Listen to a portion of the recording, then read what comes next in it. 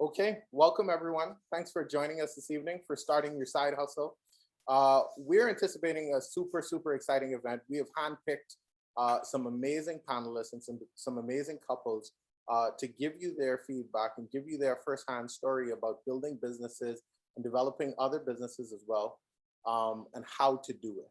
And so the reason why we wanted to put this together, a couple of weeks ago, we put together an event called Real Estate Investing 101. And when we went through that event and talked to a number of the people after that event, what that made clear to me and obviously a number of the other panelists as well, it is not a lack of motivation. It's not a lack of ambition from the Bahamian demographic to get into real estate more, to buy more real estate, to develop, to invest in it. It's a lack of money. And so, we think the Real Estate Investment 101, we might have been a step or two ahead of the game. And so we wanted to take a step back and start the conversation where we think is the foundation of it is money. And most times what we find, even with the people that get approved and get mortgages, these are people with multiple streams of income. And so we think that this is something that the Bahamians need to pay closer attention to. 2021 has been a year where people took their financial well-being a lot more seriously. And I think if we did the stats on it, we would see that a number of people pivoted into entrepreneurship and business ownership in 2020 just because of the change of circumstances. And so let's jump right into the agenda.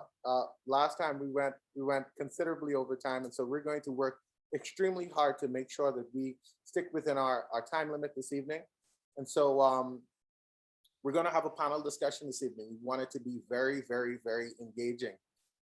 People are coming in as we speak, and so, but the people that are here, we want it to be interactive, and panelists as well, feel free to ask our audience questions so that we can make sure that they're engaged.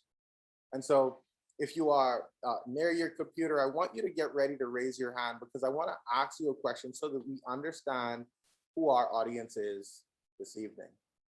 And so based on our audience this evening, how many people in the audience own their own business? So how many people, we got one, okay, keep them coming. How many people in the audience own their own business outside of the panelists? Okay, keep them coming. Okay.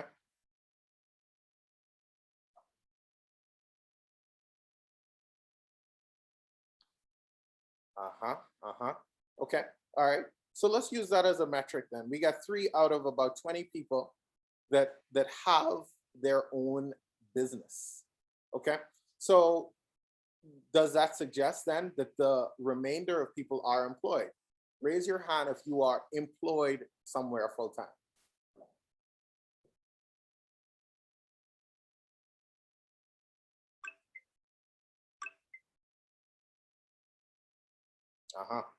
Right. So the larger demographic of the people that are in the audience today are people who have a full-time job. And so you fit the demographic that we want to speak to. And also, if you are in your own business, we're going to talk tonight about some strategies to help you take that business to the next level. And so there are 2 elements, 2 people that we're talking to tonight, people that want to start a new business or people that want to grow an existing business. Okay, feel free to put your hands down now. All right, well, let's jump into the meat of the agenda and let's start with introductions. So couples, I'd like you to tell us one by one who you are and what is your professional title. We'll start with the Quants. Good evening, everybody. My name is Ethan Quant. I'm Keishell Quant. And we're the Quants. I am a business owner. I actually own 2 companies. One is a employee wellness consulting firm called Elite Wellness Solutions. The other is the fastest growing media company in the Caribbean, Lifestyles Digital Media Group. And yeah, that's what I do.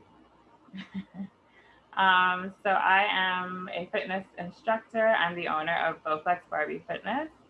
And I actually started a second company as well in 2019 called Branding Butterfly that does social media consulting and management. Good stuff. Good stuff. Okay, good to have you guys on. Looking forward to hearing your feedback. Let's now hear from the Davises.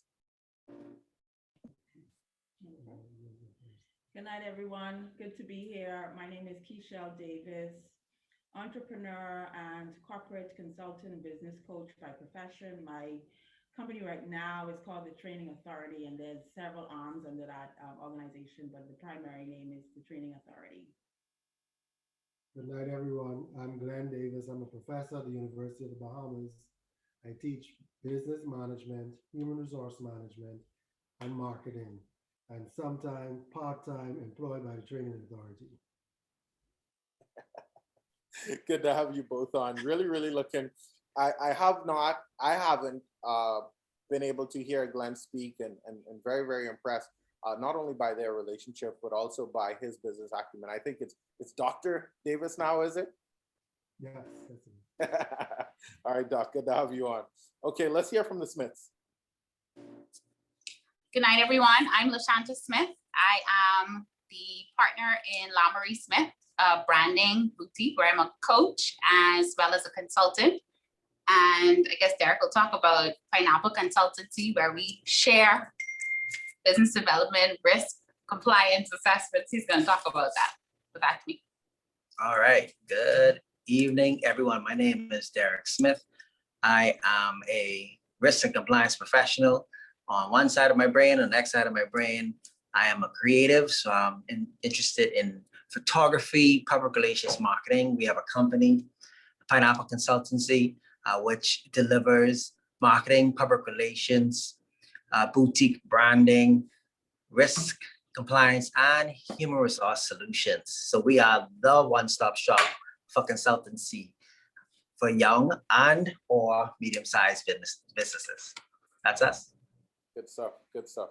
And so all of these couples, we have a considerable background together, considerable history, and all of them, I think all of us kind of aligned. If there's one crossroads that we all have been on together, I think it's civic.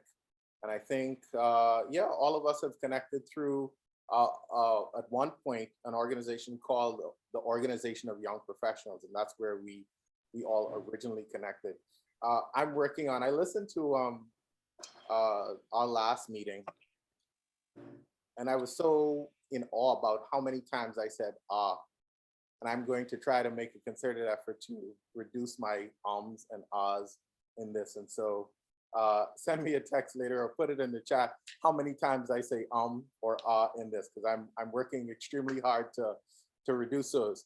So we're going to go into this segment now where we hear a little bit of these people's story. And we want to hear in 3 minutes or less their background to where they are right now. And so why don't we go back to the quants and start there. So we're just sharing like our background of how we got into the businesses, or? Yeah, so I'd like you to start, I'd like you to go back maybe to your first business, or maybe even your first employment. So you were employed somewhere and then you said, no, this ain't for me. Or maybe you just wanted to do it yourself, whatever that story is. Okay. Let's go back to, yeah. So I grew up in a family business. I was introduced to entrepreneurship at a really young age. My dad has been in business now for about 20 plus years. So I never was true. I was employed by my dad technically, but it was a family business. So there was a lot of leniency to kind of do my own thing at the same time. I lost my mom to breast cancer in 2014. No, when I was 14, sorry. When I was 14 in 2008. And that was when my fitness journey started, my personal fitness journey started. I tagged along with my dad and my brother to the gym. And for me, that start into fitness was really therapeutic. It was really an emotional and mental release for me. So I credited fitness to getting me through the hardest part of my life. And I kind of just stuck with it since I was 14 on my own personal journey. And as I continued to evolve in my own journey, I found a lot of people started gravitating towards me in college. In college, it started when I started training other people. I got my certifications. Once I graduated, I did it on the side while I was still working with my dad in his company.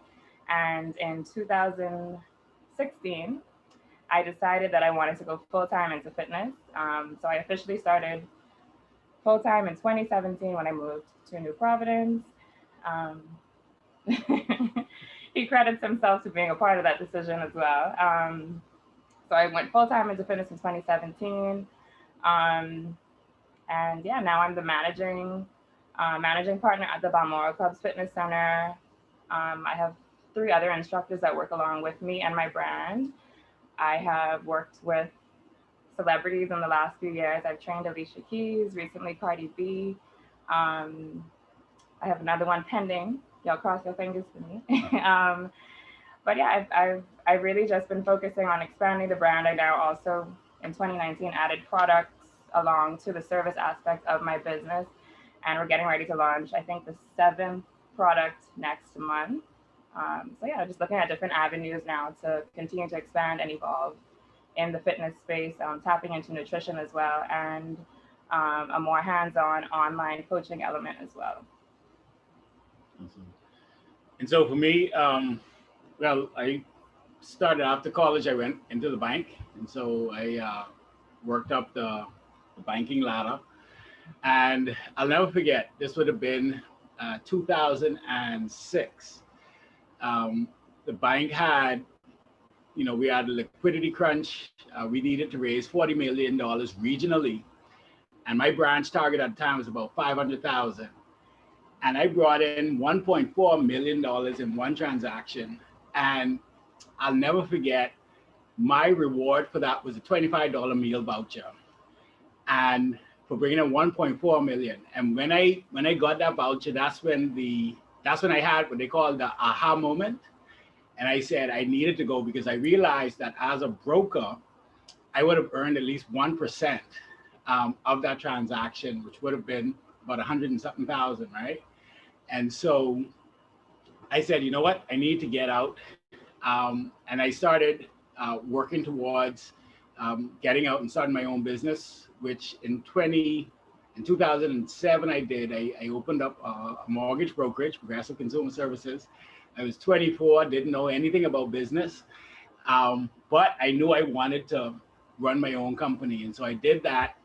At the time, I was going through some personal things, had a major physical and mental transformation. I lost 110 pounds, found a new passion, which was fitness, health and fitness. And so in 2012, I dissolved the mortgage brokerage, went into health and fitness as a coach. And then in 2016, we rebranded the company to Elite Wellness Solutions to offer corporate wellness programming. And sometime between 2017 and 2019, I started doing branding content for my brand and my then girlfriend, but now wife, her brand. And in 2019, I officially launched Lifestyles Digital Media Group. And from there, well, and that's it. So now, fast forward 2021, that's what I do. I'm a certified health and lifestyle coach. I still do health and lifestyle coaching, but with the media company in 2020, late 2020, we launched our one of our first shows, which is Let's Move with Bowflex Barbie, which is the #1 health and wellness show in the Bahamas. And so I've had an opportunity to not only combine my passions for media and business and health and fitness, but also turn them into profitable businesses as well. And so fast forward, that's where we are now. Good stuff. Good stuff. Okay, good. So let's hear from now the Davises.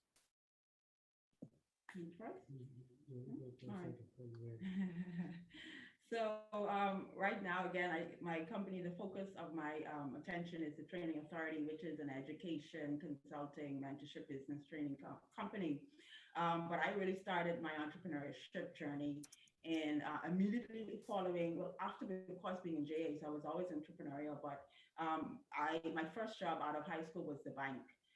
And during that time, even working in the bank, I owned or started a company called K Sterling Silver. So I was interested in silver jewelry at the time. And so I sold silver jewelry. And from there, again, I went into the technology world. And throughout that journey, I started a company called Creative Wealth. And this is, of course, ongoing journey. I think I was a serial entrepreneur. I've slowed down now, but it was 2008. If I fast forward, was the time that I left my good government job, I like to call it, and go full time into entrepreneurship. And that's when I started Creative Wealth Bahamas, which was a financial education and coaching company. That led me to a journey to form an investment company with women that, although it's inactive right now, is still currently running, called Future Female Leaders, FFL Investments Limited. That led me to form a partnership with a company, with the gentleman that I dated at the time. And the company was a security company called Quality in Security and Investigation, which was a pretty successful company, which within the first year, we went from 0 to 100 officers. And because the relationship with that individual did not work out so well, I left the relationship and I left the company. And that was one of those transitions for me where one of my mentors, Dr. Miles Monroe, pretty much encouraged me to focus on my gift, my passion. I got into a lot of entrepreneurial things back then, but I knew that my gift was training, was teaching. All throughout that journey, everything that I was connected to had some educational component to it, whether it be security, I taught the security side, whether it be investments, I taught the investment side.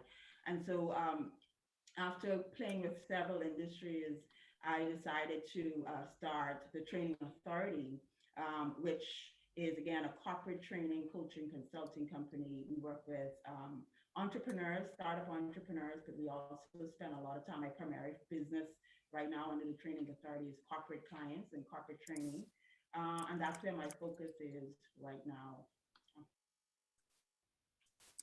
Thank you. So for me, once again, for those who may have joined later, I'm Glenn Davis. My very first job was at K.S. Moses as a shoe salesperson. I worked that job for 1 year, then I went into private banking. I spent 3 years in private banking and then moved over into commercial banking, where I spent another 24, 25 years. And it's during that transition, I found myself with a passion for customer service and also the passion for people, people's person. And so I studied human resource. I went on to earn a doctorate degree in business administration with a concentration in ethical leadership.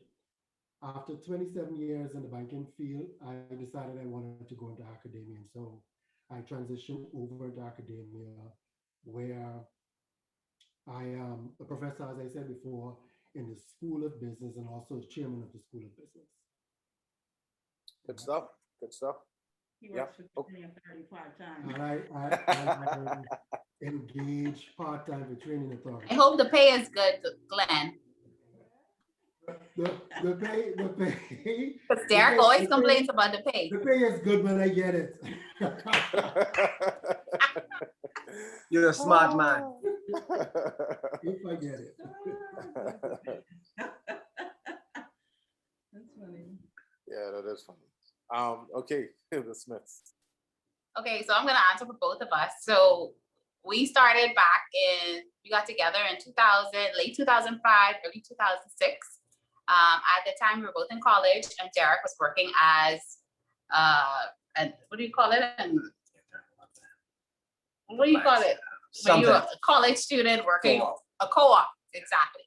And then shortly after that, we had a baby. So in 2006, and I had to get a job. So obviously I went to commercial banking, like a lot of people here. And I had my aha moment, like Ethan. Within his first year, he had a seizure. And they told me I could not leave because I had to count the cash before I could go. So the hospital is on the line saying, you have your son, you need to come, blah, blah, blah, or the school is on the line. They're like, no, you can't leave. We have to count the cash first. And I was like, this is not the job for me.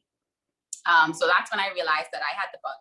We both grew up with our parents having entrepreneurial spirit. So they always had side hustles and they would take photos on the side. In Derek's case, my mom would do towels or decorations or whatever she needed to do to make ends meet. So that was always something that was budding in us. Then Derek moved into private banking and he had been working the side hustle with his photography. He had been taking wedding photos and portraits. And he just had the bug. He came home one day and he was like, I think I could do this. I think we need to consider it. And at the time, I wasn't making much money. But, you get that feeling when your partner knows what he's talking about. You just know. So we both came in agreement and we knew. He left that job and everyone was like, are you sure that's what you want to do? But honestly, the both of us, we made it happen. We worked sometimes 2 weddings a weekend, every weekend for almost 2 years straight. And I think that was the best time of our lives, honestly. So he really worked in the business. I went to my 9 to 5 begrudgingly, and I was just a lighting assistant, a glorified assistant during that time. And then eventually he wanted to get back into banking. So we did that and we started to hire outsourced photographers that would help us and freelance photographers to help us who are now prominent photographers today. So that worked well and the business maintained for a while. I regrouped and I joined the hospitality industry. During that time, obviously, that it fluctuates and I was a part of a big debacle, a big shutdown called bankruptcy. And I was in Dallas and I wanted to know what could I do. At that point, our photography business had 7,000 likes. This was in about 2015. So we had 7,000 likes on Facebook and I was really instrumental in helping to grow our Facebook page. So I was in Dallas writing on the little note card on the side of the bed in the hotel room, trying to figure out what I do well so that people could pay me to do it. And I had already done wedding invitations and stationery, but social media came about and I just really immersed myself and did research. I studied, I did a few courses. And I found out that branding and social media was what I wanted to do. And so I went back to him and I said, I really think I could do this. Can we make this happen? And I don't think he agreed with me as much as I did a few years before, but we worked together and we grew La Marie Smith Perspectives. into what it is today. I still went back to the 9 to 5 thing in human resources, and Derek grew in private banking, and now he's in the legal field and compliance. And we've been doing digital marketing since then. And as of late, he's been certified. I don't know, you may see him every so often in the newspaper. Apparently he writes an article or something. Apparently. So apparently he's pretty good at compliance or something. So Yeah. we just decided to bring everything together under this consultancy. So the merge is now happening. So you're going to see La Marie Smith come under Pineapple Consultancy, and we're really going to branch out into those areas. And I've been delivered from the 9 to 5. So I do not have a side hustle anymore. This is my full-time dream. So I'm like Keishell. I've had this bug a long time, and I'm happy to be a part of this journey with the Quans too.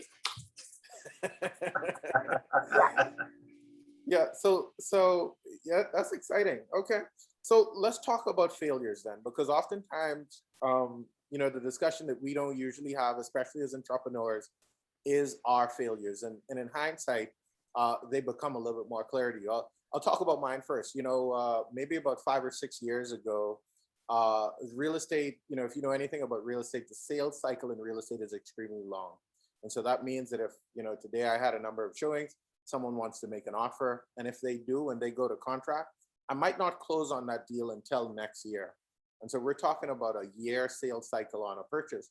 And so a few years ago, I started a marketing company, a company that was focused on marketing for small businesses, more specifically, called Aspiration Online. And this company would do video production, web design, social media management, things of that sort. And this is not everybody's story, I learned that I can't be a master of multiple trades simultaneously. You could become a master and then diversify. And I think I hurt my real estate career by trying to multiply focus as opposed to putting immense effort into real estate. And so I think that was my greatest failure. And in hindsight, I realized that matter if you're going to succeed at real estate, it needs to be focused. So let's hear from you guys. What are your greatest failures in entrepreneurship? All right, if you don't mind, guys, I'll take this one first. It's crazy because during that 5-year period when I left private banking, the offshore world, and everything was going well at Impact Images and Designs, weirdly enough, I speak about business continuity now in my compliance and risk life. I was not prepared for a disaster. So April of 2013, running 4 or 5 weddings within 1 week, between destination weddings and local weddings. And LaShanta just returned from a trip. And we was like, I remember this very vividly because we were going to church. We were going to church. And her office around the corner, we said, okay, fine, park in the churchyard. And we debated for a little while about whether the bike's gonna go in the back trunk or stay in the back seat on the floor. And we left in the back seat on the floor. Fast forward to only an hour and 15 minutes later, we came to the car. Yes, it was a Honda. The back glass was gone. The camera's gone.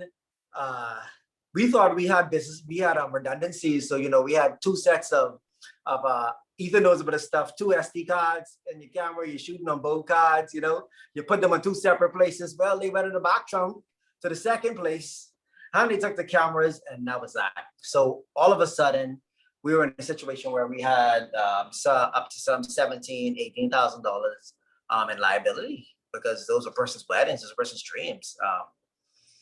Big days. And we went through many options to scan this and scan that disc and pull from here. And the reality was some persons never got the opportunity to have their images.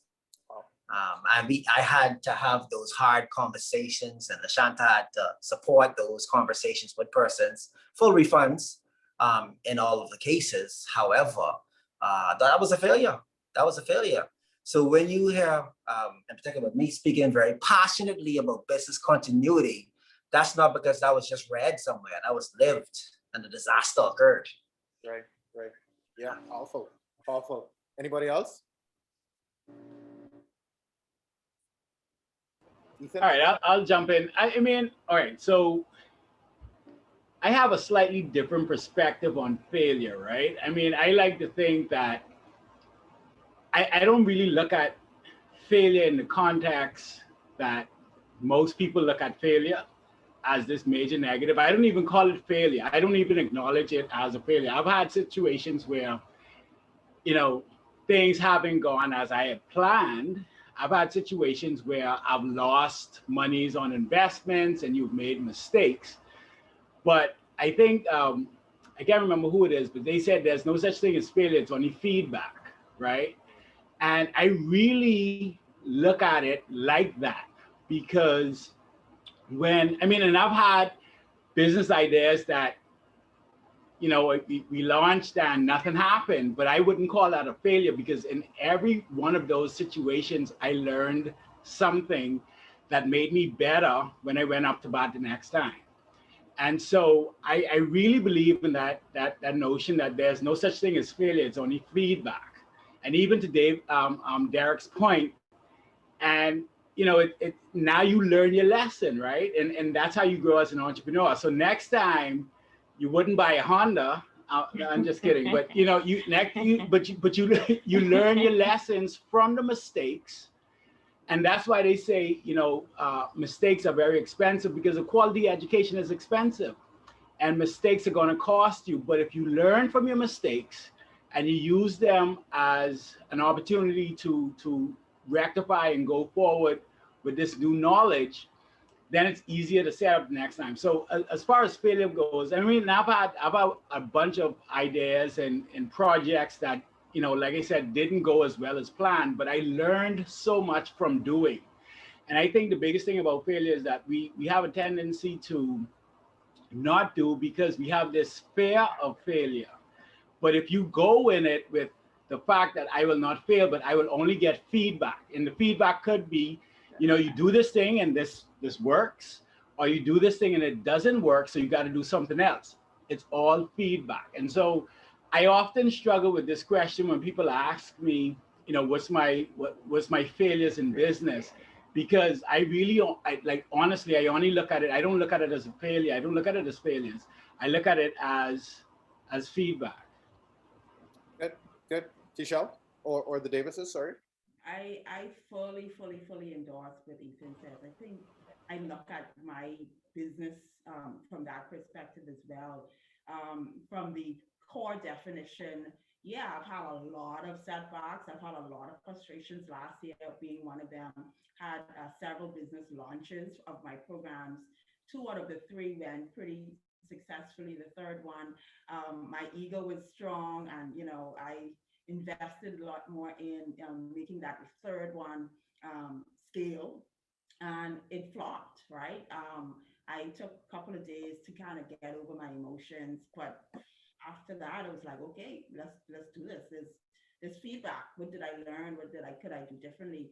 And so I look at business, my journey, like that as well. I get over it. It's disappointing. It hurts, but I never, from a, how do I file that in my memory bank, pretty much. I never file it as a failure.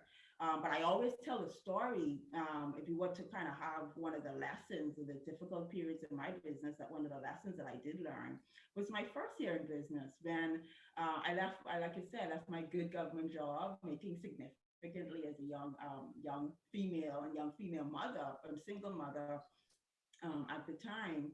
And I went head first into that business. At that time, it was Creative Wealth. And I went on passion, and I'm a passion-oriented person. One of my core values is passion. But I went solely on passion. And what that meant was I did not have the business acumen that I now have, 12, 13 years later. And that year was an extremely difficult year in business, where my car got repossessed 3 times. Not once, not twice, 3 times, to the point where me and the repo guy became friends. Like, we're friends to this day, right? Every time we see each other, he'd be like, hey, how you doing? You doing good? But whatever, right?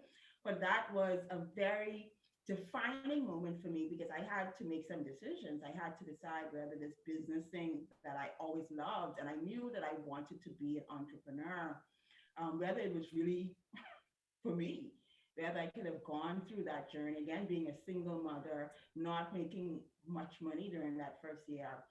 But that taught me so much about sacrificing for what I want. I knew I did not want to go back into a full-time job. I like to say that I'm not mentally fit to work for someone else. And so that first year, though, that first difficult test for me was memorable. And again, throughout my experience over the years, I've had difficult moments, but I see them as feedback and lessons that I can use to continue on the journey. Awesome. Good feedback so far. Good questions, guys. If you, I want this to be very casual, and so if there's something that came to mind, if someone said something that sparked a thought, feel free to just jump in and just add to the conversation. We're so happy to be bringing you this event, and we really look forward to continuing to create strategic partnerships with corporate Bahamas. This event is brought to you by Bahamas Local and our partners at Canoe. By show of hands, as I bring up the Chief Sales Officer at Canoe, how many people have downloaded the Canoe app? How many people, by show of hands, have downloaded the Canoe app? Okay, we got 1. 2. Okay, all right. Okay, so we got a couple. Well, I want to encourage all of you to do that right now. Take a moment to do that right now, because 6 people tonight are going to win actual dollars. They're going to be loaded immediately into your Canoe account. Matter of fact, we have Canoe reps here. We're going to select people randomly to give some money to. So we're going to be giving away $200 tonight. So you need to download that app to be eligible to win. So you want to do that right now as I bring up the Chief Sales Officer of Canoe, Javon Butler. Javon, thanks for joining us. Hey, thank you for having me, Mr. Sweeting. It's difficult to speak after the Davises, the Quants, and the Smiths, all known to me, but I will try my endeavor to present myself well and to represent Canoe in the way it should be represented. I welcome all who are on this call, and we're talking about the side hustle. It's an interesting conversation that you're talking about the side hustle, and where we see individuals have moved from a side hustle into their full-time hustle. So for those who have downloaded the Canoe app, thank you very much. For those of you who have not downloaded the Canoe app as yet, I'm also excited because that means that you are a user that we don't presently have, which will only increase our audience. Canoe presently has over 19,000 active users in its application.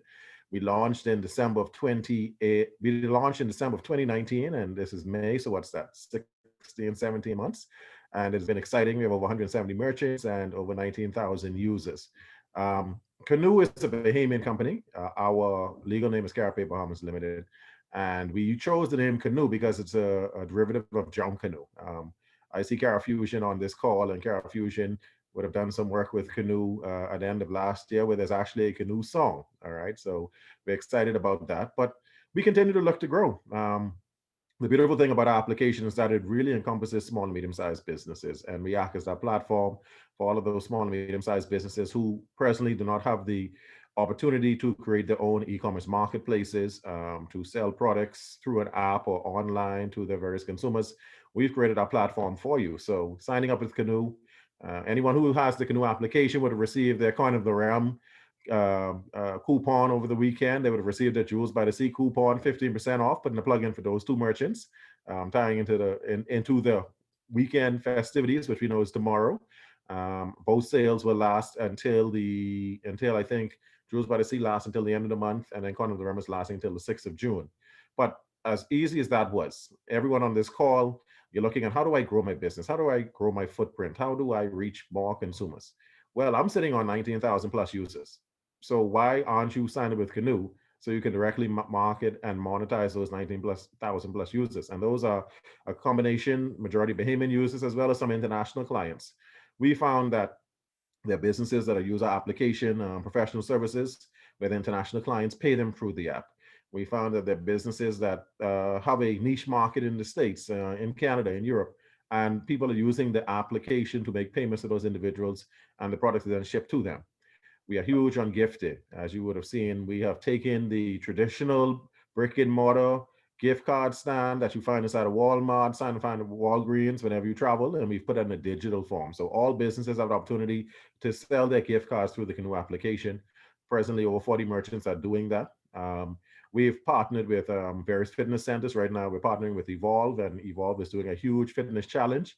We're proud to be a sponsor of that, where they've taken some families in need who really want to get in shape after this COVID pandemic, and they're saying, hey, it's a biggest losers type concept, but we're excited about that opportunity. Of course, from a social standpoint, 2020 was a rough year as we had the COVID pandemic, and many of us were furloughed, or some of us lost our jobs in their entirety.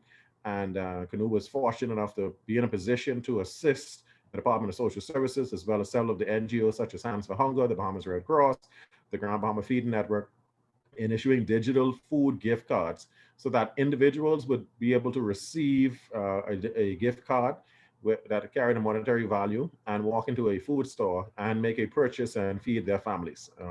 This was important for us because it allowed that individual who temporarily was out of place, did not have an income coming in, but still could keep their pride and their dignity in walking to a food store and purchasing what it is that they desired based upon their diets, based upon their preferences. And the only persons who knew what was going on with that transaction would have been themselves and the cashier.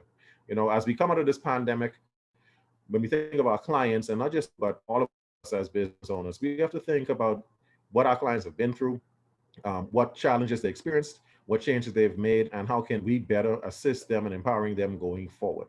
So for 2021, we are very excited about all of the opportunities that are coming down the pipeline for us. We encourage all merchants, we encourage all users to continue to download the app. And, we've seen the campaign that really started up November, December.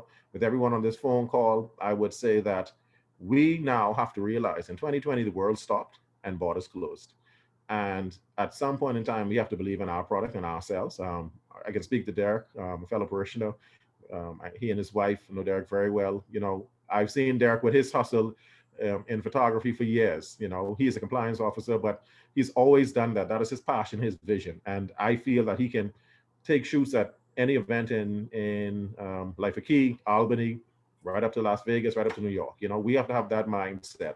And what I would encourage everyone on this call to do is to find a way to change and shift your paradigm where you stop thinking about the 400,000 Bahamians that are potentially your customers and think about the 8 billion people globally that you can offer your product or service to and really tap into that market share. We keep hearing about the global village, but we've always had a mindset in the Bahamas that it's a one-way traffic. We should just import, import, import. No, guys, it's time for us to export. And platforms such as Canoe, we're here to assist with that exportation of Bahamian goods and services. The currency is in place. The Central Bank of the Bahamas launched the Bahamian Sand Dollar October 20th, 2020. What does that mean? That means now that we are the first country, and I'm going to emphasize that, the Bahamas is the first country in the world to have a central bank digital currency. All right. You know, traditionally we are wait and see society. Well, I'll see what happens. Let me see how that goes. If someone else does it, then maybe I'll get into it. No, we were the first to take that lead. Okay. And that is only going to help us to continue to grow our product globally. All right. We've seen through the hospitality sector that there's been a wave now in Airbnbs where individuals are now buying into Airbnbs. Well, who does that empower? That empowers you. That empowers me. That empowers our father and our mother, the retiree who the kids have left the home, the 3-bedroom is available, and they can now put that out on Airbnb and have tourists coming in and they can rent that directly themselves. You know, so these are the things that we have to look at, things we have to think about. I will say to everyone on this call, I respect all of you. I don't feel so old now as I see some of my peers participating in this dialogue, but I will say this: continue to push forward, continue to have big dreams. Let's continue to work together. And as the expression goes, a rising tide raises all ships. So if you want to find out more about Canoe, please check out our website, www.canoepays.com.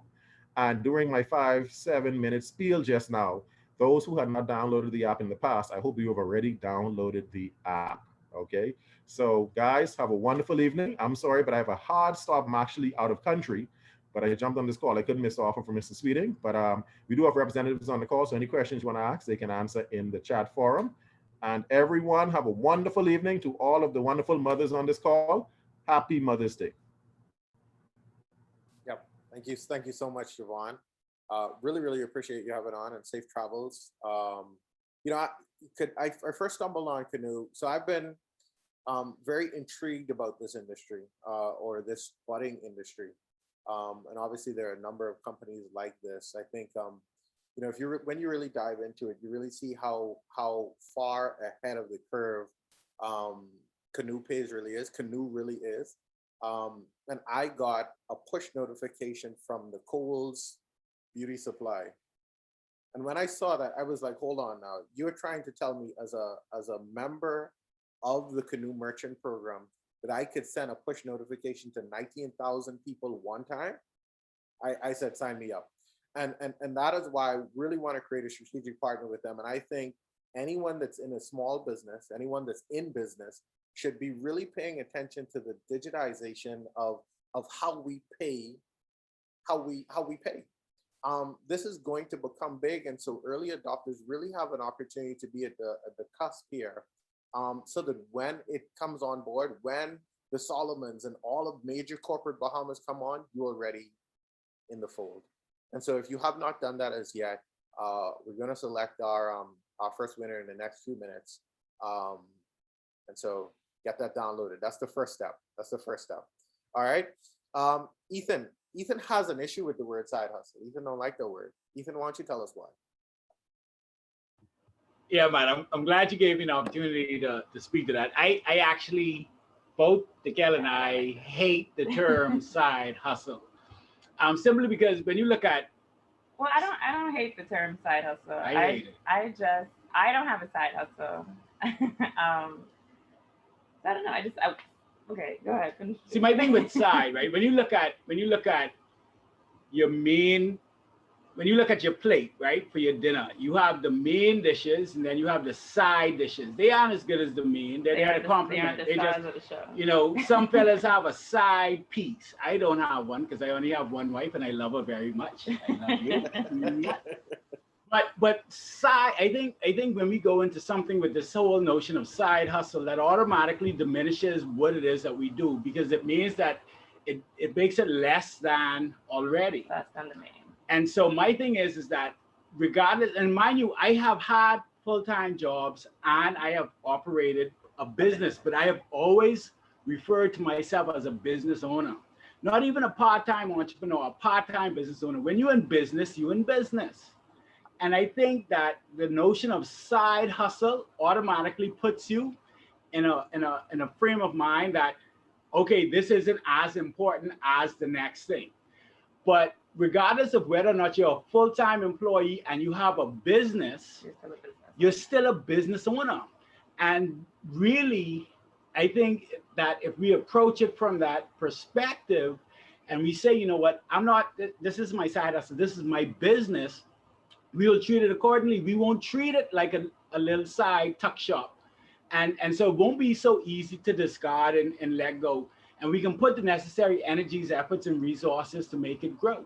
And so I have always taken the position that I am a business owner. I've never referred to anything that I've done, even when I was fully employed and I had a business on this, in addition to my employment to subsidize my income, I never referred to it as a side hustle. And honestly, like I said, Matt, only because it's you and I love what you're doing. And I thought, and one of the first things the cat was like, side hustle. Yes, when he sent me the flyer, I was like, but I don't have a side hustle. Yeah, like this is, but I understand the intention. Yeah. And I think that's where a lot of us go wrong. I understand and I appreciate the intention. And that's why I sent you that voice note. Nice, like, boy, Matt, only because it's you, you know, but we don't really get down with the side hustle thing. I know it's trending and it's cool to say, but my thing is that if you're a business owner, regardless of whether or not you're full-time and you're doing this in addition to your employment, you're still a business owner. And I think if you refer to yourself as that, you will automatically put yourself in a different level to execute what is necessary to grow that business. Yeah. Yep, we got a couple amens in the comments. Keishell, your thoughts? I mean, Ethan and I are always on the same page. That's my boy. So I fully agree. I remember Glenn kind of ran me through a little bit of the ropes. Must be 2 years ago when I started my business mentorship program for women. But forget, I never really looked at what I did as a side hustle. I don't earn a side hustle. I run my business full time.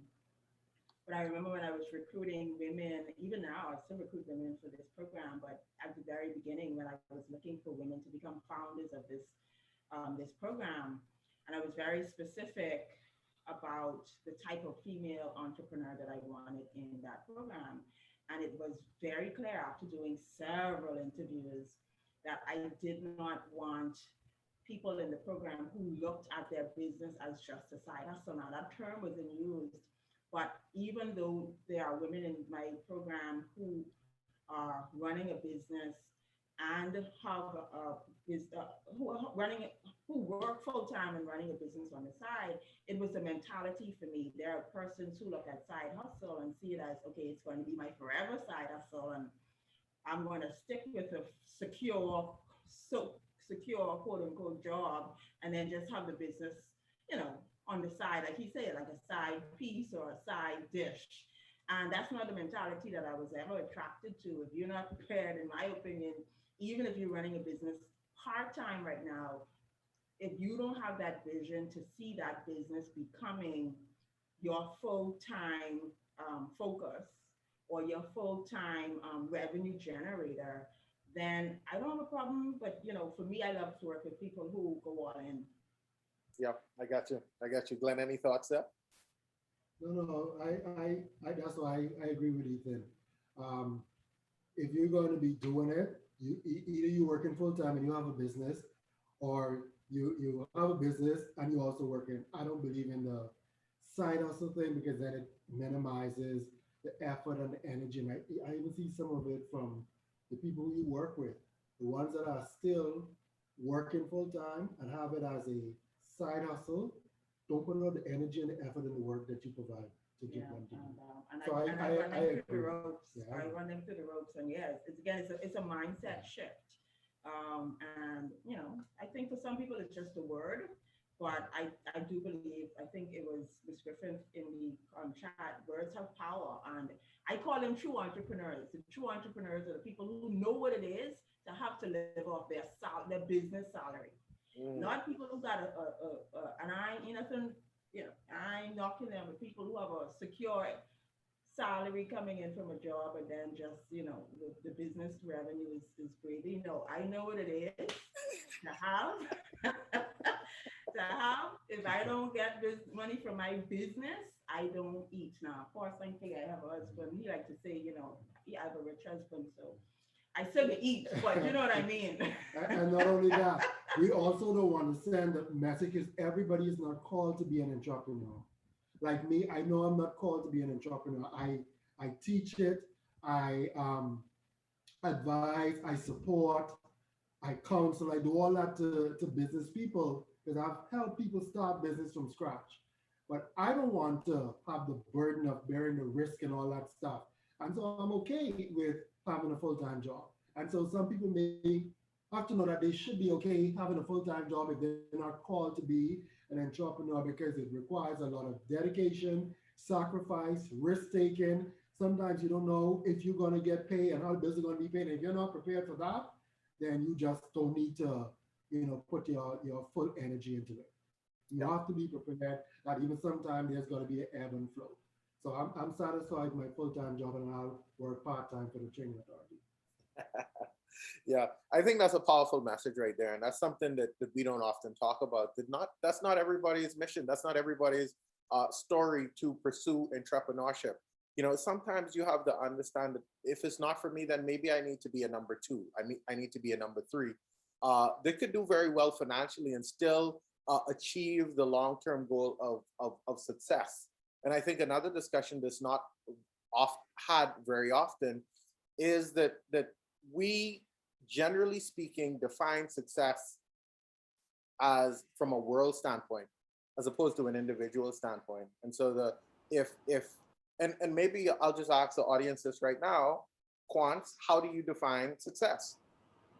Well, all right. So before we hop into that, right? I wanna share something, because, like, to Glenn's point, that everybody may not want to be a business owner, right? Everybody may not want to be an entrepreneur, right?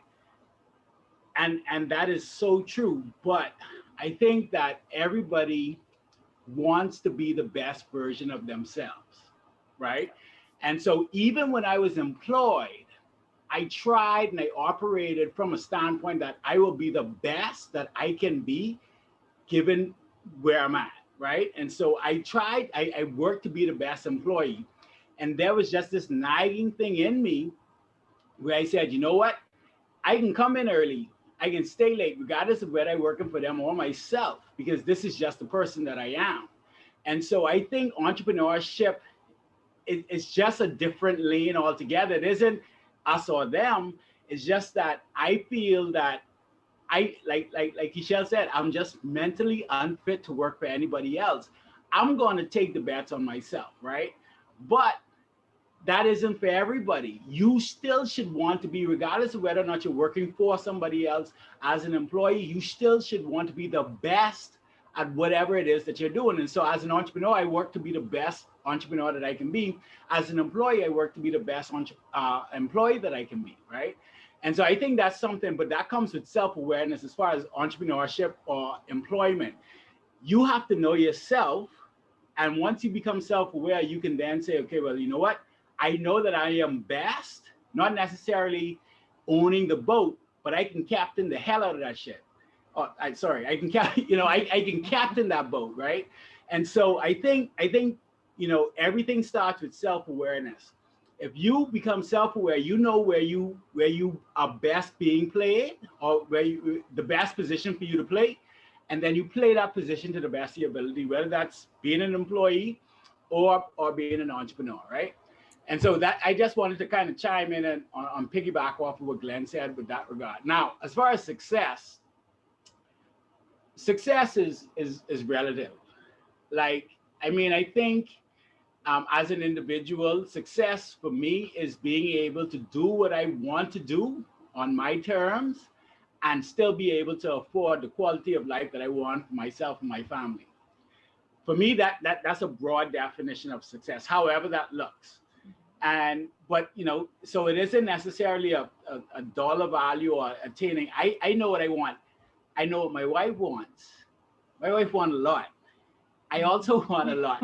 And so I got to do a lot to give us, you know, the quality of life that we want. And so for me, success is though doing that to be able to afford the quality of life that I feel that she deserves and we deserve, but doing it but being able to afford it by doing what I love every day. Like I love waking up in the morning and just getting stuff done. Like I love that. And so I think that for me is success, being happy doing what you do every day and being able to do that.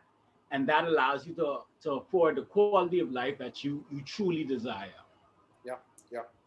The Smiths, I'd like to hear from you. I want you to touch on the two topics there, knowing your best fit.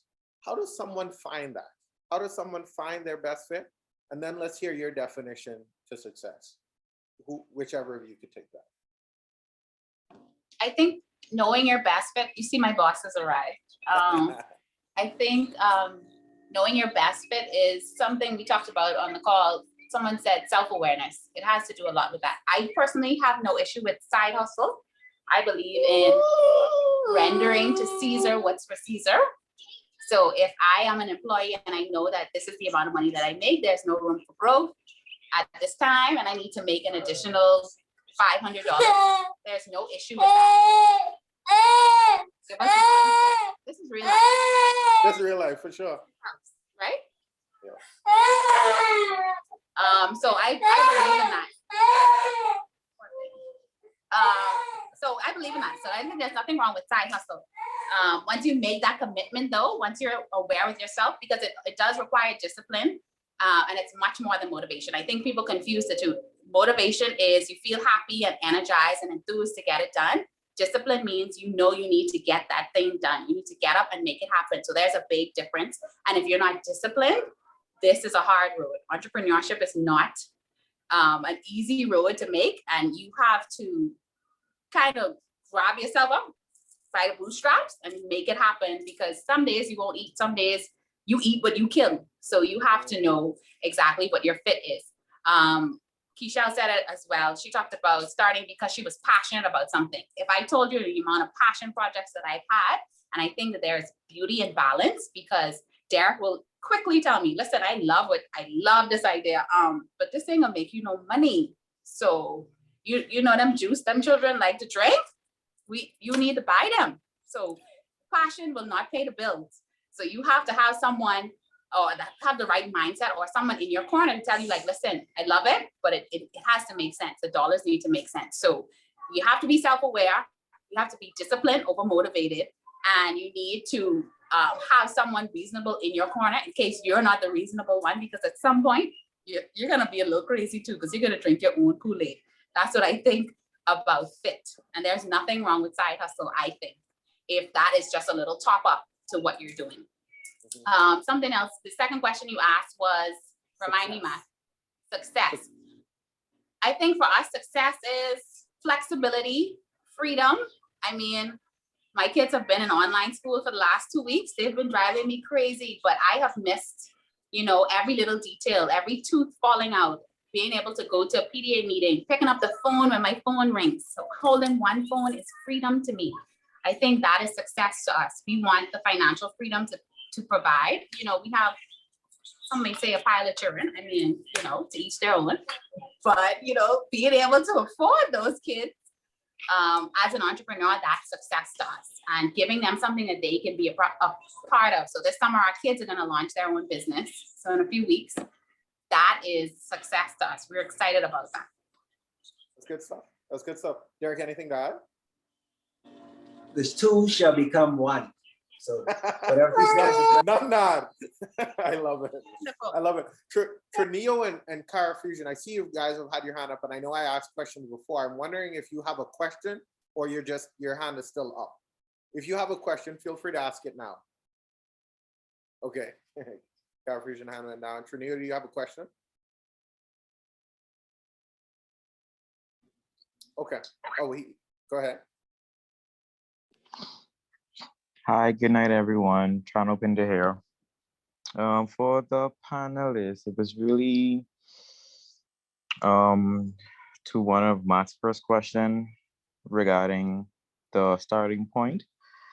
My question for panelists would be, what starting point or advice would you give to someone who intends on being an entrepreneur? You know, it's like the normal stuff is creating a business license, like having a business plan, having a general idea what you want to do. But in terms of going through the legal process to get it started and stuff, can you like give us a rundown on what you think what would the advice would be for someone to do? Yep. Thank you.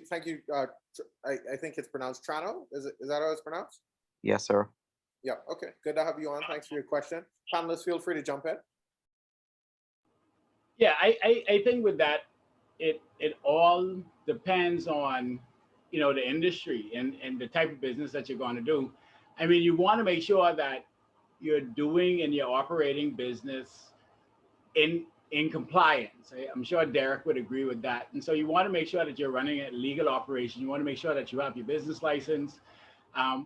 Any business that I started, one of the first things I did was I got a business license, got my business account, got my website. And so different industries have different regulatory requirements. And so as far as from a legal standpoint, I'm sure Derek would be probably the best person to speak to this, since he is Mr. Compliance and Risk. But I think whatever the requirements are for you to legally operate your business, that should be a starting point as far as to be able to operate. All the other stuff as far as being able to grow and get clients and brand yourself effectively, we could talk about that all day. But I think I'll kick this over to my frat, Derek. I think the plan is, to add to that, I think the plan is also important too. I'm learning after being 4 years full time and going back and now redoing my plan. Since I've added products, I realized stuff that I missed out of my initial first business plan as well. So I think even as far as like crunching the numbers, does this business idea that I have even make sense? Like, is it going to be profitable? How much is it going to cost me to start this business? Do I have the resources to start it? Or do I need to think of another alternative way to start it? Who's going to be my supplier if I'm doing products? Or, you know, do I need to hire people right away? Do I need to learn a new skill if I'm going to do it myself? You know, so I think fleshing out the plan is an important step too that we sometimes overlook. We think, oh, I have this great idea, I'm passionate, I'm good at this, I think people will pay me, but we don't take into account how much we have to put into it, whether that's time and or money, and whether we have those things to spend.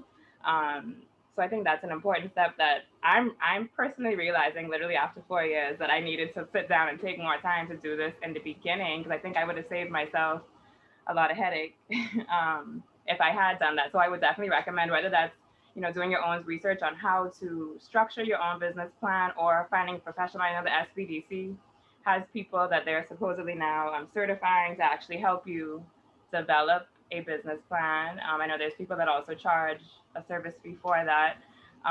So I would definitely say the plan is, it does seem intimidating, but it's super important.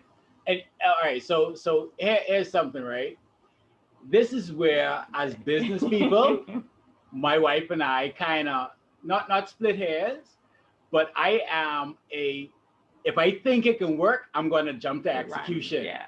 Like literally, I have the idea. I say, you know what, this could work, and I jump, and that's how I literally run all of my businesses. She is a very meticulous planner. She wants to make sure this, that, next. You gotta make sense. And it isn't necessarily one is better than the next.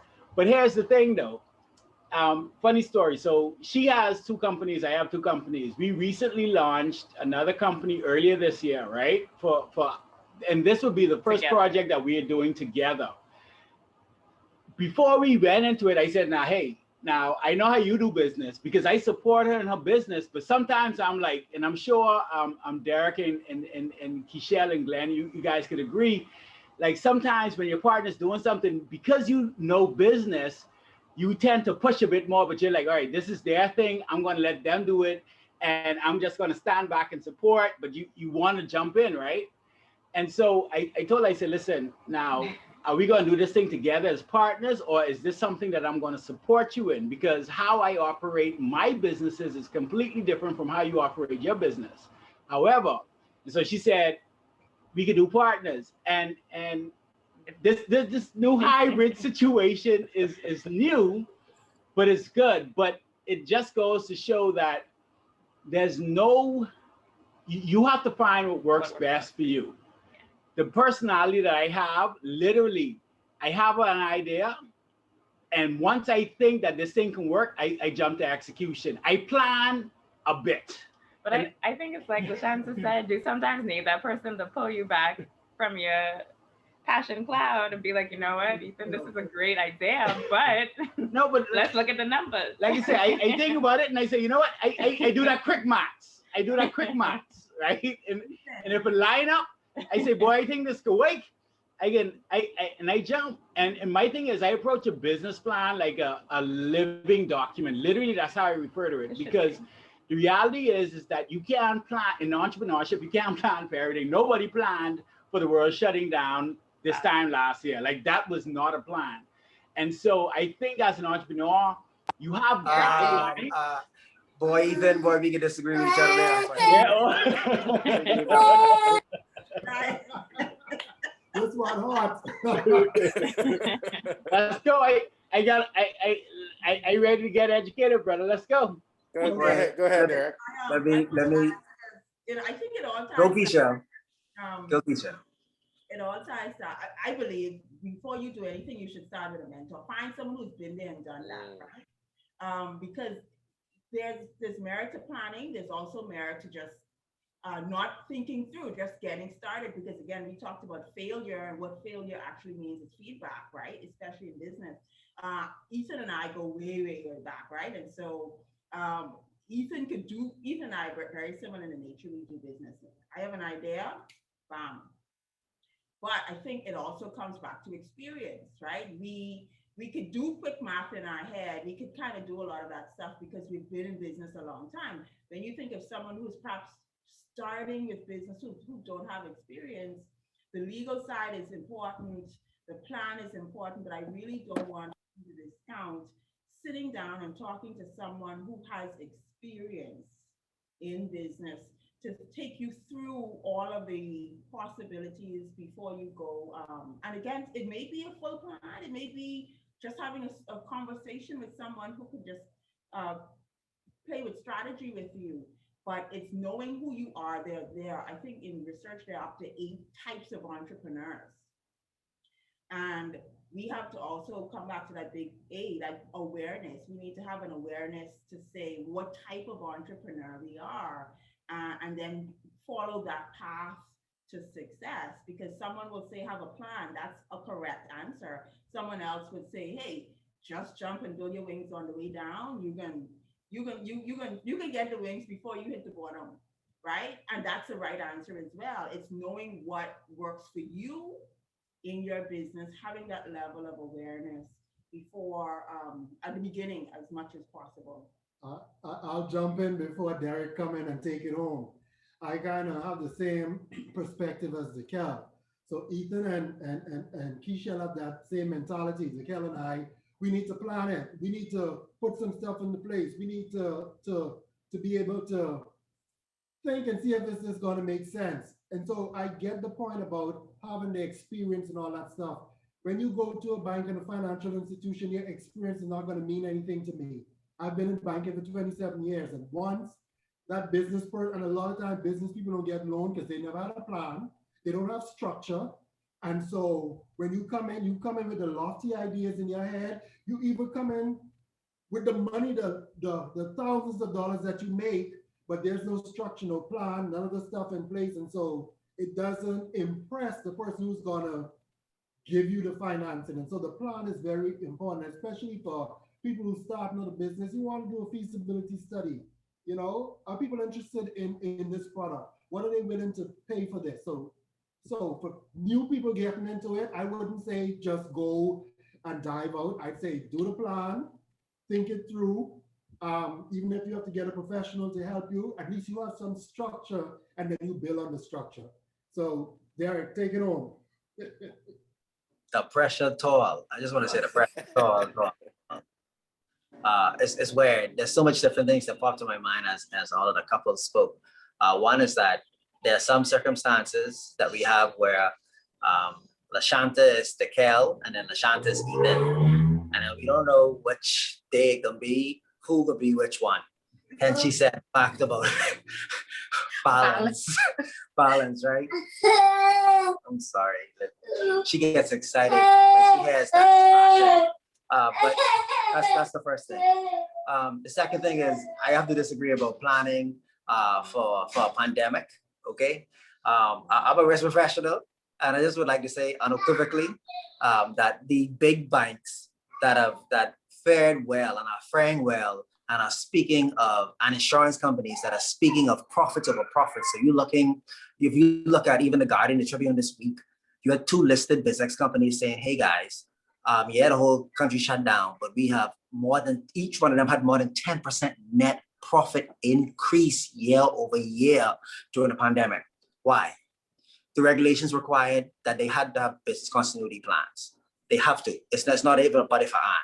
What are these plans? These plans are made up of singular disaster recovery plans. And these disaster recovery plans could be, for example, an endemic. And we know that when there's prolonged endemics, there's a pandemic that has no end. So you have to look at the fact of, for example, my best friend is the CFO of a local hospital that's killing it right now, as you guys can see probably, right? And the reality is he came from the US, and the hospitals in the US, when they're regulated, they must have cash flow for 367 days without receiving a single dollar. Why? Because they're an essential service. So what does that tell you? They have to have that kind of liquidity. And see, Glenn Norton said they have to have that type of liquidity to handle day-to-day expenses and spikes in expenses, irrespective of if they have cash. Now let's transform that into small businesses. Let's transform that into medium-sized businesses. The same applies. If you're going into a business plan and you're going into a particular business, you have to identify what are the risks, what are automatically inherent in any situation. Bowflex Barbie, for example, right? So we're going from real name to the branded name, right? Bowflex Barbie, for example. When she's going into the industry, she had to consider, who are my competitors? That's one aspect. She had to consider, what is the regulation surrounding it? What type of insurance must I have? She has to understand all of that. She has to know, hey, what is the temperament of the political environment? I'm just saying, in the event that I want to have a certain idea and it's not a part of what you're hearing in people's manifestos or their plans, which means they're not going to put it on the front burner, they may put it on the back burner. All these different things impact how you're going to make decisions in order to effectively increase the bottom line. And I can go on, but I won't bore you. So the gentleman asked about business plans, so you have to consider that. But then sometimes you just kind of jump, you know, you just have to jump. And then you wade in the water and figure it out as you go. So Derek, I actually have a question for you, right? I mean, because listening to what you're saying now and thinking about like I said, I plan-ish, you know, once I figure out, and I do a risk assessment, but in my mind, it's probably like this long.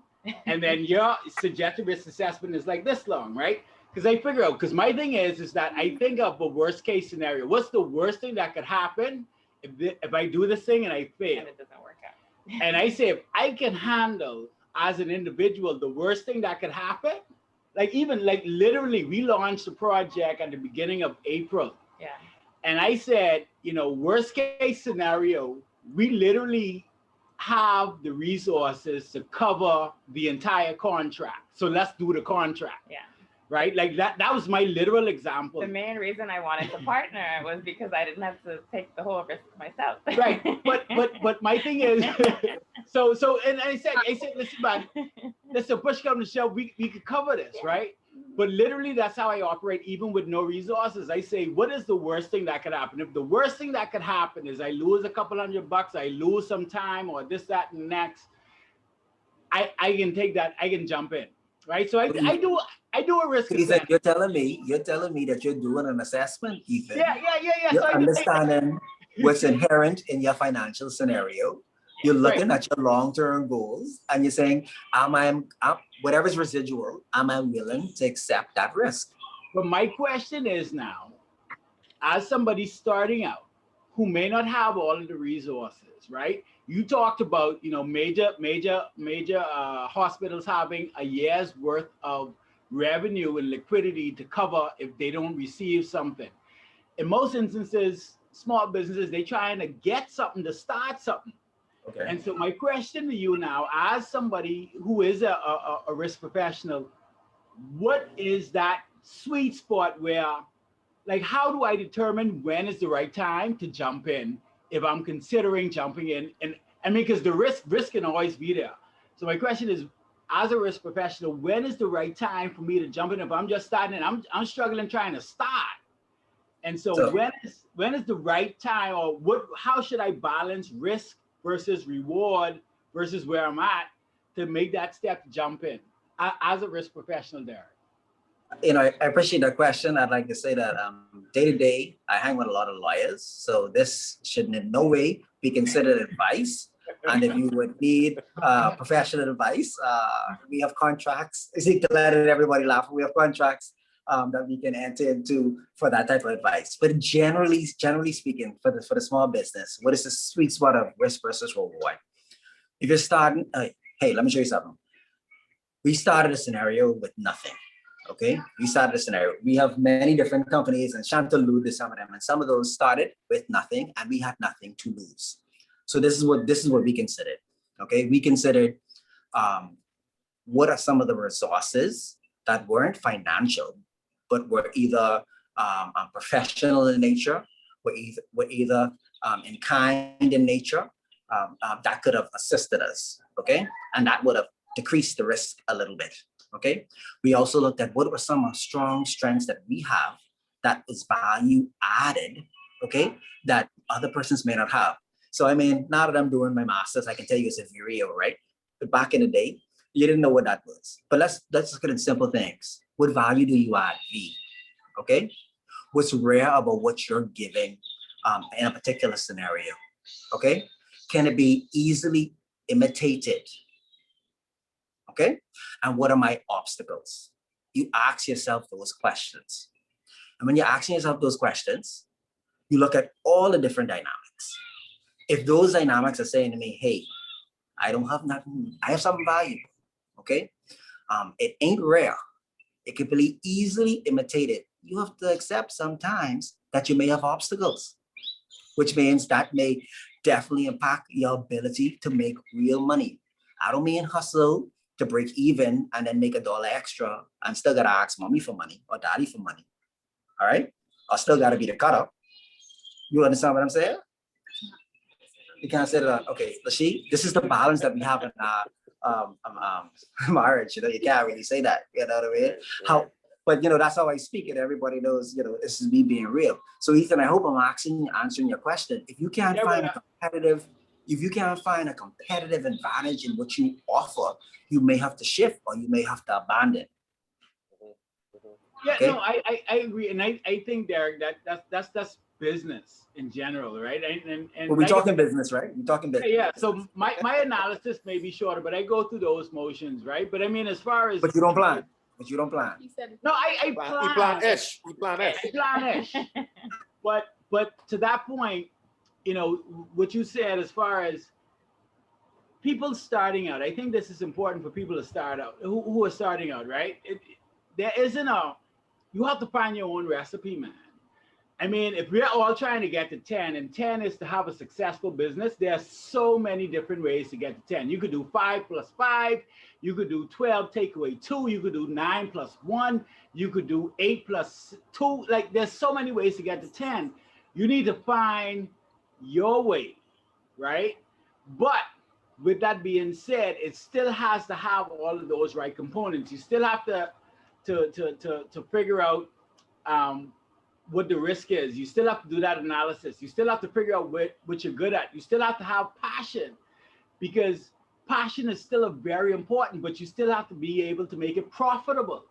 Like, there are so many different things, and entrepreneurship is so wide and so vast and so glorious that there isn't a blanket thing to entrepreneurship and success in business. It's really built on you knowing what your strengths are, what your weaknesses are, what your passions are, what your desires are, and what your limitations are, and the skills you need to acquire to break them, and then just doing the damn thing. It's like then just executing and getting it done, man. Right. Well, let's digress there. You got very Don't look like we was ready to move on. yo, we deep in this rabbit hole now. Okay, all right. So I wanna announce that you know, again, if you haven't downloaded the Canoe app yet, and I advise all the panelists. Lashanta, you got the app? You got the Canoe app on your phone? We're working on it. I working on it. It's in progress. You're working on it. It's in progress. Okay, guys, get the Canoe app. We got plenty of money to give away, and we want to give it away. The first winner of money tonight is Eustacia Jennings. And so Eustacia, thanks for joining us. You are a winner of $20 Canoe money, and that's real money. That ain't just Canoe money. That's real money that you could spend anywhere or in quite a number of places. And so, Eustacia, if you haven't put your debit card or card onto the Canoe app yet, there are some links in the chat to do that, and we're going to select our next winner momentarily. I want to talk to someone in the audience who has an idea. Who in the audience, and we've already determined, it seems like about 70% of the audience tonight are people who are full-time employed, fully employed, but they might have an interest, the ambition to do something else. If that is you, I want you to raise your hand.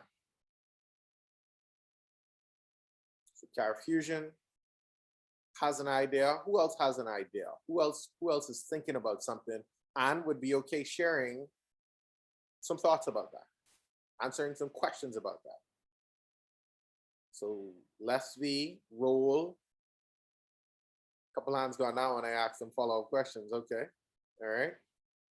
Okay, so CarFusion 242, you willing to answer some questions? Go ahead and unmute your mic if you're willing to. Good night, all. I'm here. Good night. Good to have you. So this is a segment, and I think, you know, as I think about the panelists we have here, I know this helping small businesses, and I think more specifically women, start and grow in business is one of the things that LaMarie does. And so if we were to role play a conversation with CarFusion, what's your name? Let me stop calling you by your handle. Yes, my name is Jason Ferguson. Okay, Jason.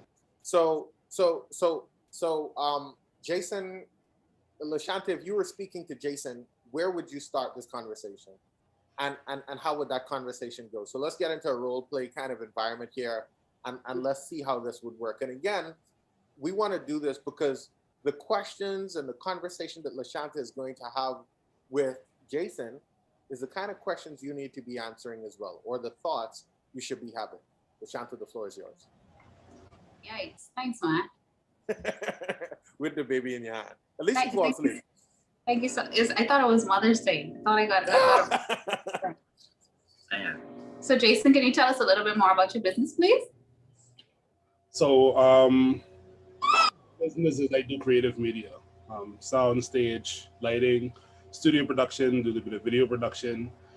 that's basically, I do dabble in photography a little bit recently, because in my field, a lot of times I had to adapt, and especially with the new restrictions that COVID has put on us, we haven't been able to do a lot of events. So because we haven't been able to do a lot of events, I had moved into the area of live streaming and dealing with the digital side of production. So I've been able to transition from taking the live concerts and now doing that in the live arena.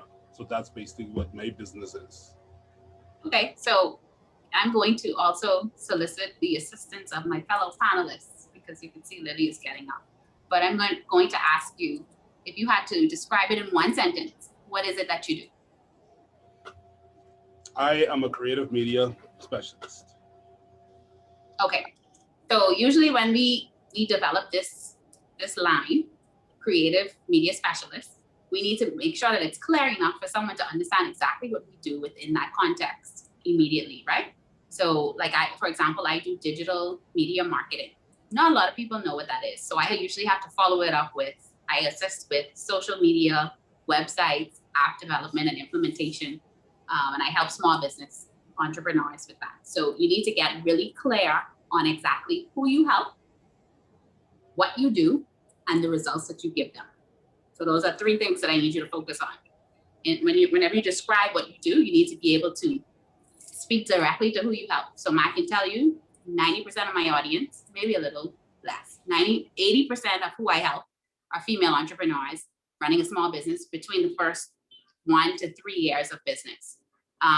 So I know exactly who I help. How I help them is I help them to develop a process with their social media, websites, and any apps that they want to develop and implement. That's a digital marketing aspect. The results that I get them, Derek leaving me just like that. I help them to be profitable with those things.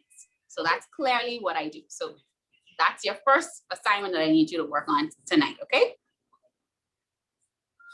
Following you. You following me? Following you. Awesome. The next thing I want you to work on is, who do you look up to as a mentor right now? Boy, I gotta think on that because there's so many. This is something that I learned very early on, especially from Keishell, believe it or not. She's one of my first mentors in business, whether she knows it or not. You need to enlist the help of some professional. Like she said, this does not mean that you need to go and pay people right away because sometimes we don't have it. You can get a list of books. I read 2 business books every month. And it starts off with Rich Dad, Poor Dad, Think and Grow Rich. I'm reading Profit First. So look up, go on Pinterest, find out what are the best books in your industry. It has to be something financial and something business because that's where you need the knowledge right away. If you can't find an expert right away. That's the second thing I would tell you. The third thing is, if I wanted to work with you, how would I do that? And this is the last thing, Matt.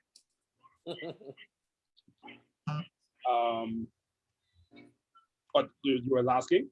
Yeah, how would I work with you? If I wanted to work with you right now, what's the process? So basically most persons would I guess start off by contacting me and letting me know what it is that they need done. Go ahead. Jason, you're on a platform now with 30 people that could work with you. How would I work with you? All right, clarify. Maybe I'm missing. What's the process to work with you? If you wanted to work with me, you'd go to my website, www.lamariesmith.co, and you can either set up a strategy session, a one-on-one session with me, or you can sign up for my group coaching. How would I work with you, Jason? Oh, I guess go to my website, check out my products and services, and then say which one of the services you would want to enlist, whether it be going in the studio, come into my studio, me creating a product for you, whether it be a commercial or a video, or you may say that you may need me to do a live stream for you. Initially, just go to the website, send me an email, point of contact. Okay, so I think that's the third thing we need to work on. So streamlining exactly what your products and services are so we can clearly identify them. So with me, one-on-one coaching or group coaching, that's what I do. Or I do done for you services. So I can set up social media, the websites, all of that for you. Okay. You need to have that clear process. Either I send you an email address to start, or I go directly to the website and you need to give me that information like this. In a small business, it's all about making it quick for people to contact you, work with you, know exactly what you do. So you want to get really clear about that as quickly as you can.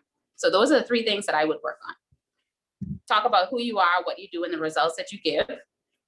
Find a mentor or start reading and getting knowledge more about your industry and finance and business. And the 3rd thing is streamlining your process, your systems, and the product and services that you offer. Was that clear for you? Was that helpful? Okay, so I'm going to give you another assignment. My email address is lashanta.smith@icloud.com. I'm going to give you 7 good days. We'll talk again next week, Saturday. Let's see if you can get the first one done. We'll set up a free strategy session, 7 good days. Deal?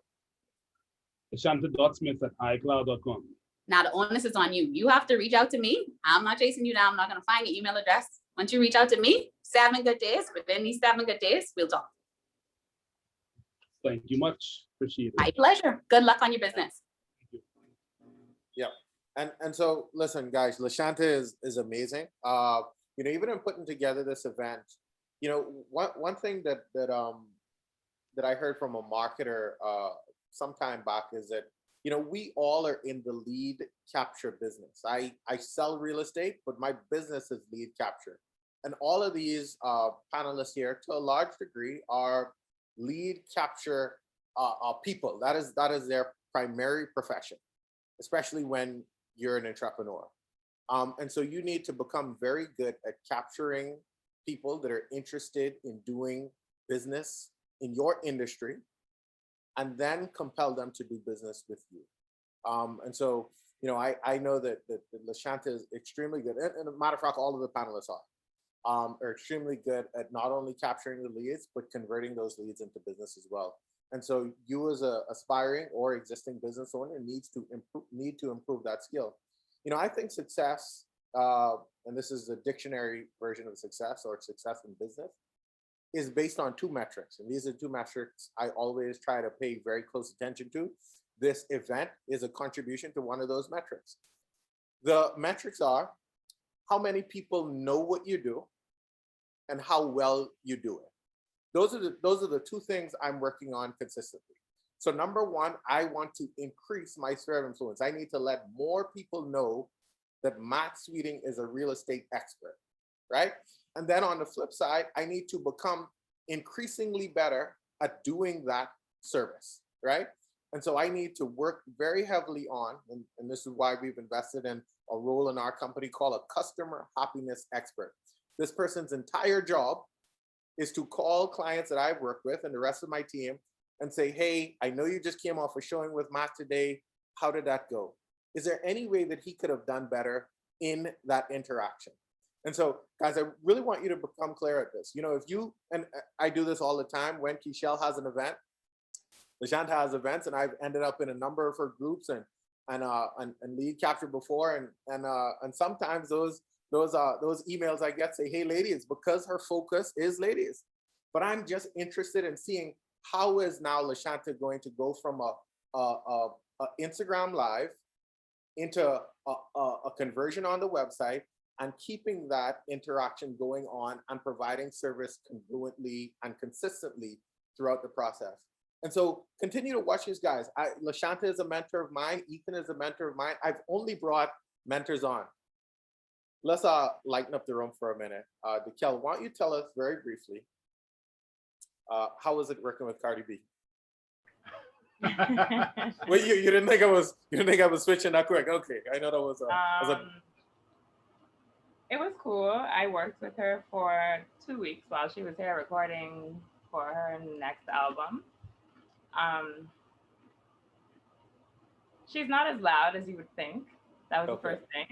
I know she has like this big personality on TV, on social media, but she's not as actually I think she's also tired. I think the culture of the recording artists, I guess, when they're here especially, is they sleep all day, wake up in the evening, late afternoon, and then record all night. So I think by the time I got to her, she was just always like tired. So I would train her like at 3 p.m. And she'd just be getting up. So yeah, it was fun though. Definitely a great experience, a great connection. She really enjoyed the sessions. And what was really cool for me was I trained her in the unit that they stayed in at Albany. And I was able to bring all my equipment. And like I told you, I launched products in 2019. So a lot of the stuff we used were my own actual like workout products. Awesome. So when she left after the 2 weeks, I was able to put a bag together for her with all the stuff that we used to give to her manager for her to take back and continue Tell training. them how you get to train with Cardi. How that happened. I didn't want to ask because I figured that was a bit personal, but I'm glad you did. Ethan. Tell them, because this is a key.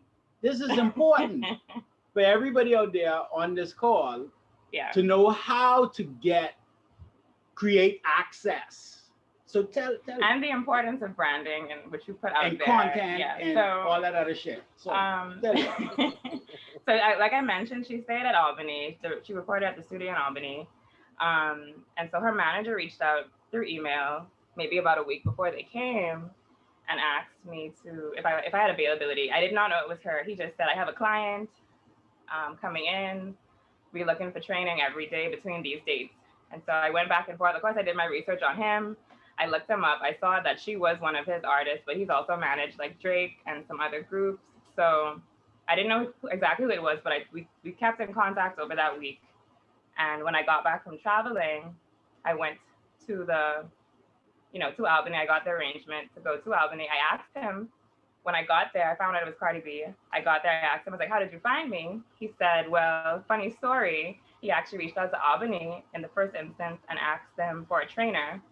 And then side note, I also used to do contract work at Albany about 2 years ago. But he said they reached out to Albany.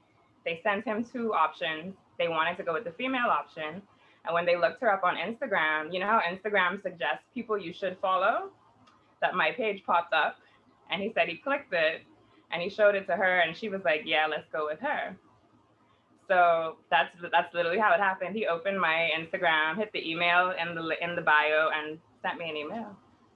Yeah, Ethan, was that a Lifestyles digital media dance? What was that? Listen, man, we handle 100% of that content. And that's why, see, let me tell you, people underestimate the importance of content. Yeah. Right? And that's what we do. We specialize in content creation for brands, right? That's lifestyles, right? But the fact is that she would not have made an impression if she didn't have the content. We don't just throw up content haphazardly. We sit down and we strategize and we plan. We say, listen, we have this window and this is the amount of content. This is the type of content that we're going to do. And this is the duration that this content is going to run. And really, people just, they take a picture of their Starbucks. I have in Starbucks today. There's no strategy, there's no intention, there's no purpose behind the content that they're pushing, right? But the most important thing about content is consistency. And so if you're showing consistent quality content on your social media platforms, on the web, people are going to find you. And that's what I'm talking about as far as creating access. I think also like LaShanta mentioned, I think just the ease of, as soon as you come to my page, you know it's fitness. Like you don't have to guess. It's not, you see my name, you know it's fitness. You see the page, you know it's fitness. I'm easily accessible. The website is right there. The email button is right there. Yeah. Who I serve, how I can help. How to contact me. Yeah. How to work with me. How to work with me. Like simple stuff, man. But it's in the simplicity that people lose the plot.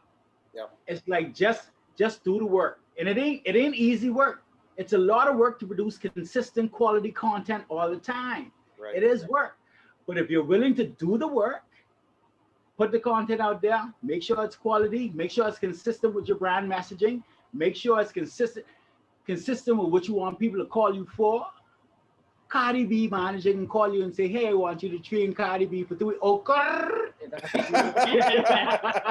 I can't do it. She's always seeing me. I don't know why. I don't know that. That's what she's doing, right? I think that's what you've done. Yeah. right. Well, good stuff. Good stuff. Congrats on that, Keishell. Thank Before you. close Um, on and- that, I just want to say one thing quickly. I was coming right to you, Glenn. So you're right on point. Go ahead. I agree with everything what Ethan just said, right? I also want to emphasize your product that you deliver must also match up with your content. No matter what content the Kel had out there, if she didn't have a good brand, Albany would not have recommend her. And so you can't have all the fancy stuff out there, but your brand in itself, your service is not representing. And so they have to go hand in hand. That's critical for that part of the consistency and part of delivery. Yeah, absolutely. Absolutely. Good. Okay. So I'll drink to that, Glenn. I'll drink to that. yeah. Smith, anything to add on that topic before we move forward? I was gonna say the same. I think you need to have results, and you know, Bowflex Barbie gives the results. All of my friends, all my girlfriends are like, that's the lady to go to. So you need to be about. Yeah, Lily, we hear you. We hear you. That's right. And so a lot of the couples here work together. The question I had here is, do you and your spouse work together in business? Would you advise it? Your thoughts? Let's spend about 5 minutes on this segment. Anyone feel free to go. I'll start it off and then the rest can go ahead. As I said before, I work full-time for the University of the Bahamas. My wife is full-time in her business, but sometimes she would contract me to do, especially when it comes to HR training and so forth. We work well together when it works. And then when it doesn't work, I sometimes will just say, you know what, you do your thing and I do my thing. If you're on two different planes, sometimes you just push the person to do what it is that they do, swallow and move on to what it is that you do well. Because you're not going to always see it eye to eye. You're not going to always mesh. And so you don't want to discourage either partner from doing what it is that they do best. And so a lot of times, Keishell's way of doing things is totally different from how I would do things. And sometimes I'll have to just sit back and allow her to do what it is that she is gifted to do and leave my opinion on it. But then sometimes I have to have a question, because being the male in the relationship, we have that natural instinct to protect. And I know one of the time we had a big disagreement on she wanted to do something, and I'm like, did you do this? Did you look at the legal ramification? And she is getting frustrated, and I'm like, I'm asking this question to protect you, because if you go out there getting crap, you're going to bring my name along with that. And so I need to make sure that what you're venturing in, all right, is going, even though my name is not going to be on the business, you're going to put my name in it because I'm married to you. So did you look at the legal ramification of that decision that you're going to make? All right, but I would say, in general, I would say, work off your strength. And if it doesn't work, it's okay to do your separate thing. But if it works, let it work for you. And if it doesn't work, it's okay to do your separate thing. I mean, he says it all. I think we work well together. Our strengths are completely different, but when it works, it works. When we have disagreements, he's right. He's very clear. He's like, look, it's your business.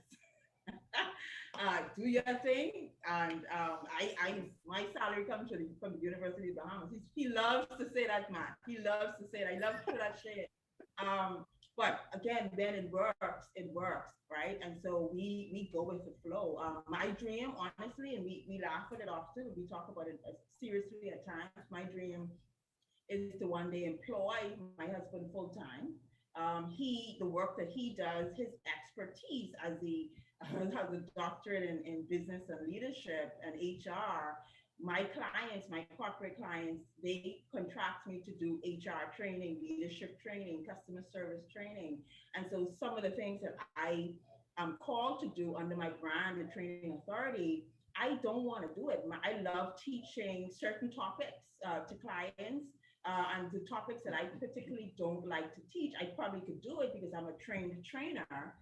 Things that I don't like to teach, I'm like, look, Glenn. I say, hey, client, I have Dr. Glenn Davis. His expertise is in HR management and leadership. He is the better trainer for you. And so that's when I will call him into projects and let him be the lead trainer. But ultimately, I say this all the time, I would love for him to be full-time in the training authority. At some point, he said he wants to be a house husband, believe it or not. That's a whole other As conversation. soon as a business could pay me $100,000 to stay home, I'll You be stay a home. house. I wish you. Quickly. So yeah, I think when it works, but you have to be prepared to go with the flow and do what works for your marriage. Yeah. So I want to switch gears a bit and talk about starting where you are. And I want to start this conversation with the Smiths because, when we talk about risk and kind of that conversation we had earlier would almost suggest that you need to have all of your ducks in a row before you even get started. Derek, what are your thoughts to someone, and oftentimes, and I think Ethan's contrast to that was just get started. And I know I get your opposition to that, but what about if someone's getting started? They might have done the plan as you suggest, but they're getting started as I don't have the right camera, I don't have the right stuff in place, I don't have the right storefront, I don't have all the inventory I want. What are your thoughts there?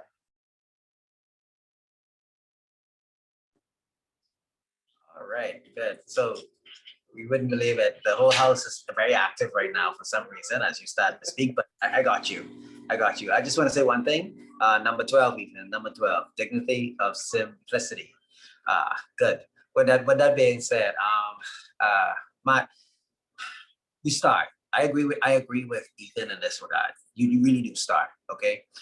Don't hold off movement for perfection. That's the first thing. Let me start here. Do not hold back movement for perfection. Okay? Only one perfect man ever lived, and even many people who were smart considered him imperfect based on certain things that he did. So little old us, we can never be perfect to everybody. So don't wait for perfection. That's the first thing. Ashanti, you want to add? No, I agree with that. You agree with that? Okay. I'm looking at time, and I'm trusting time now. I know Martis tell us keep it stop, and I'm gonna hand it over to Ethan. Yeah, go ahead, Ethan. I mean, my thing is that you only learn from doing. As many plans as you can have, the best teacher is experience. The only way that you're going to get experience is if you do, right? And once you do that assessment, whether it's a long assessment or short assessment, that is a very important phase of business. But you gotta do. You have to get out there and get your hands dirty and really get the what they call it, proof of concept, right? Proof of concept. You're not going to know if this thing is really going to work, because I've had things on paper that look really good on paper. I executed it and it was trash. But I've had things that once I executed it, I was like, wow, I didn't know. But you just gotta do. And once you do it with the mindset that I'm gonna learn. This is gonna be an opportunity for me to learn, because once I could handle the worst, what's the worst that could happen? You do it and you fail. All right, well then you know not to do it like that again. That's a lesson. And so for everybody out there who's starting businesses, man, you have to get out there and you have to get in the ring. You have to get in the fight. Being on the sidelines, you're not going to figure out exactly what's going to work. The best way to learn is by doing. And the more you do, and this is why, I don't know if this is on topic, but this is why I am an advocate for free work. Free work. I always say that paid work is better than free work, but free work is better than no work. Because with free work, regardless of what it is that you're doing, you get to develop that proof of concept that people pay literally hundreds of thousands and millions of dollars to do. You get the opportunity in a real world experience through free work to determine whether or not your concept actually has footing. It actually can stand in a real world scenario. And so free work to this day is a very important component of my overall business strategy, regardless of what business I'm in. And so my thing is just get out there and do it. And so what? You fall flat on your ass, it doesn't work, figure out how to get it done the next time. You take that and you learn. but you got to do, man. I'm a do. My motto for 2021 is do the work. You got to do the work, bro. Yep. Got to do the work. I'm in total agreement. Keishell, your thoughts there?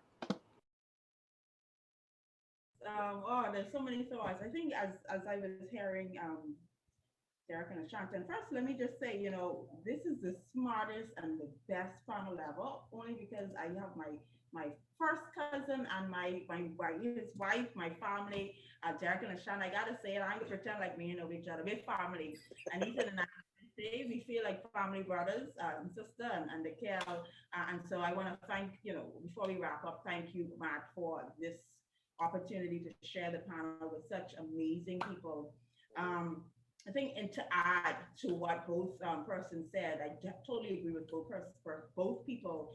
The thing I would add is don't be afraid to sell and market. The people I speak to in business and they say, hey, I'm not making money. Then you peel back the onions, guess what? They're not asking for the money. They're not marketing. They're not selling. When last have you offered your product or service, whether it be publicly, whether it be through email promotion, whether it be through a campaign, whether it be through one-on-one? And many times the answer is, well, I'm sure, or I don't know. I can't tell you at last. You want to be asking for the sale every day. In fact, 80% of your time should be focused on marketing. Marketing equals money, right? We talk about leads. Marketing generates the leads that you need to convert into a sale.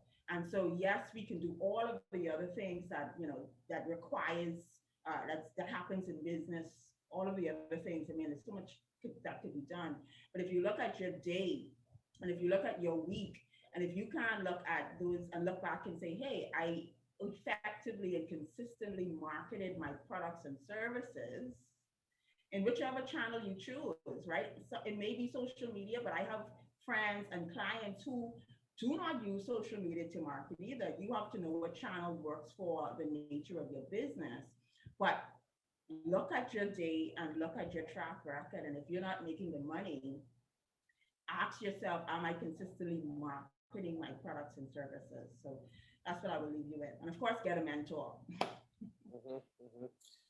As we close and spend these last few minutes together, I'd love to take some questions from the audience. If you had questions for any of the panelists here, please feel free to raise your hand and let us know if you have a question. We'd love to hear or get your questions answered from these guys who have such a wealth of information. I didn't know that Glenn was actually taught business. And so glad to have a amazing panel on here.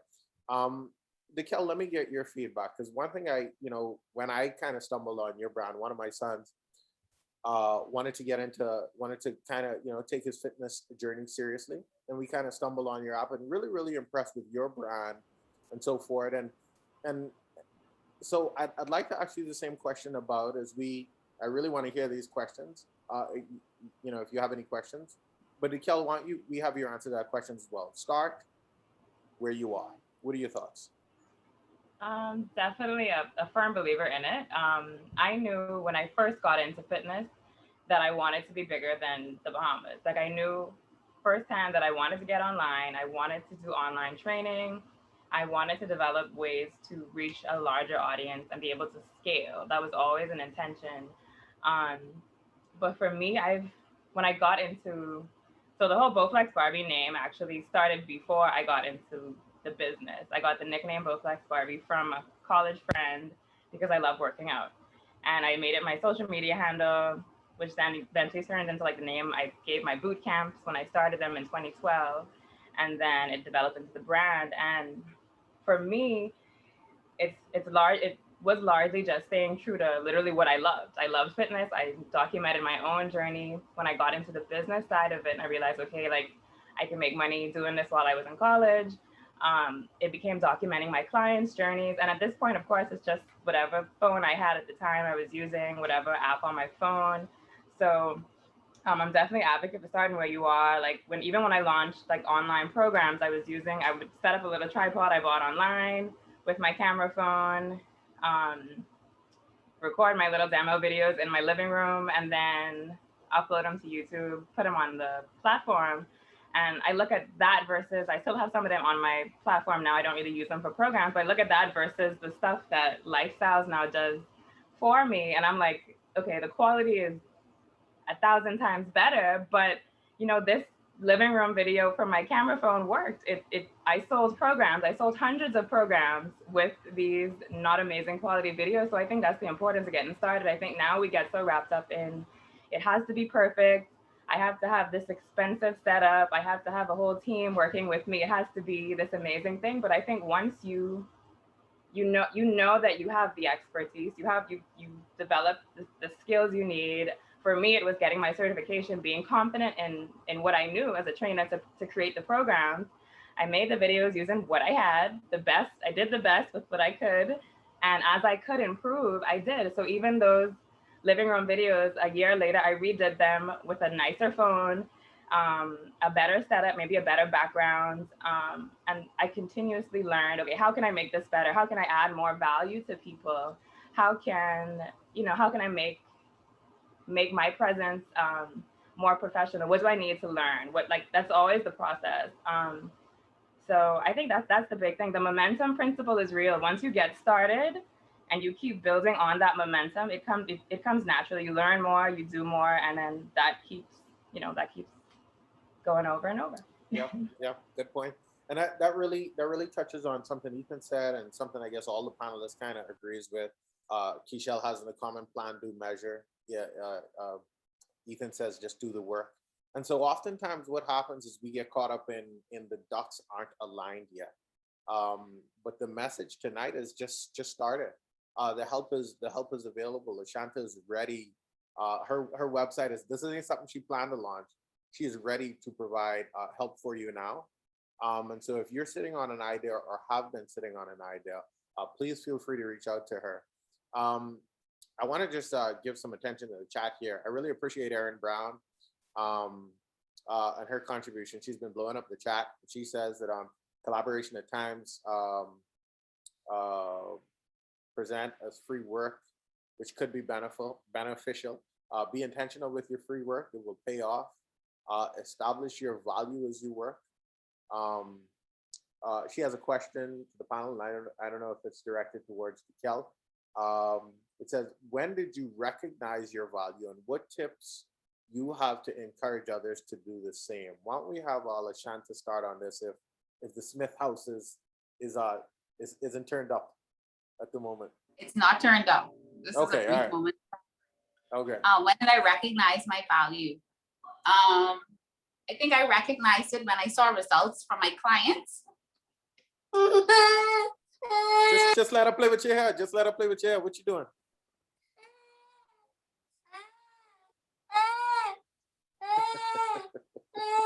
No good. So when I see my clients implement, so it's easy for me to say, this worked for me.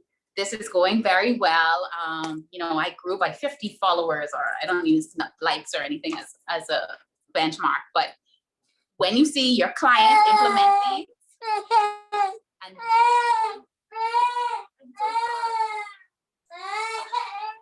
it's bedtime, y'all. It's bedtime. So when I see my clients implement and actually see results, that's when I feel success and I feel valuable. I feel it's good for us to put on a show for social media. We talked about it a lot because everybody knows that digital marketing, social media is a big thing in my life. And so you see the behind the scenes and we can glorify what an entrepreneur life looks like or a lifestyle looks like. But I love to share receipts. Like last month, one of my clients just booked a $5,000 retainer and it was her first month in business. So things like that makes me feel like I'm in the right place. I am helping the right people. I'm helping people. And that makes it all the more successful to me. It makes it taste good, feel good for me because I'm like, yes, I need to get up and do more at the market. Yeah, good. Keishell, same question for you. When did you realize your value? To echo what Lashanta says, I think to me it's results. I thrive on the results. Sometimes Glenn and I have this long-standing conversation around money versus results. I tell Glenn, I prefer a client to have the results. If you're not prepared to do the work, Ethan, and get the results, I don't want to work with you. I don't want to take your money as much as your money is valuable. I think for me, how I got to protect my value was when I saw clients taking action, getting results. So that's definitely it. I think the second thing that did it for me was exposure.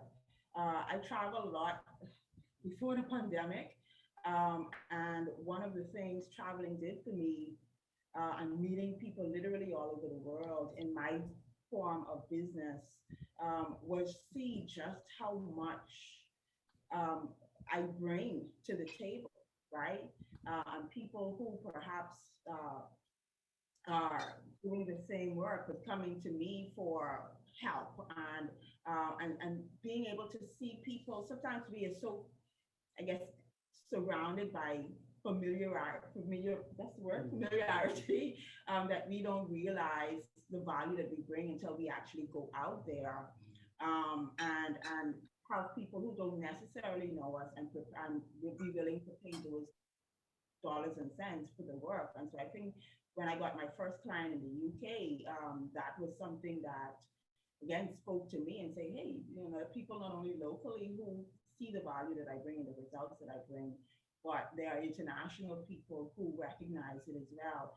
And so it's again getting the value, getting clients to do the work, but also getting that exposure to people in other places around the world and the community who tell you, I have people around the world who say, Keishell, what you're doing and the results that you're getting is amazing. Sometimes we forget. I think as coaches and consultants and the work we do, sometimes we forget because I'm an ambitious person and I'm always striving for the next level. And so for me, when I'm achieving, I don't accept that as the be all and end all. So just getting that exposure and having persons who don't necessarily live in my immediate jurisdiction to see that and reflect it back also is valuable to me. Yeah, thank you. Thank you. Aaron says to the Kel, says, your energy is so authentic. You can't help but be drawn to you. Jason Ferguson asks, bootstrapping to actually business. How to make that transition? Ethan, why don't we start with you? Or Glenn, why don't we start with you? All right, in terms of bootstrapping and taking that business from the ground, like I would always tell my clients or my student, I still go back to this plan. You have to have something to work with. You have to have something that you can look at to motivate you. And no disrespect to Keishell and Ethan who have it in their head. When you get in front of a financer, they don't want to know what's in your head. And you could be explaining to them in the best possible form, but they just hearing this. They want to see it on paper. They want to see something formal that they can work with. And so taking it from, there's nothing wrong with taking it from the ground, but you also want to document and put some formal stuff in place that if one day you need to seek a financer, seek somebody external help, you want somebody to partner with you, you want to be able to show them that you have some solid things on paper. And so that's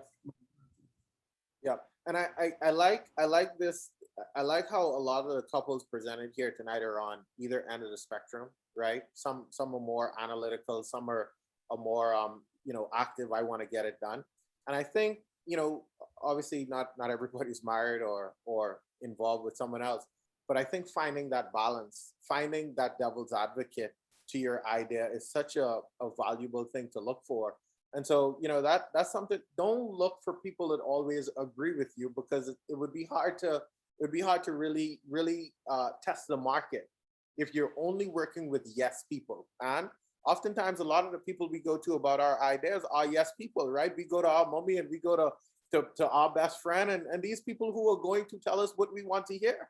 And so you need to find people who are willing to tell you the truth, even if it doesn't benefit you, right? Ethan, your thoughts there as we close.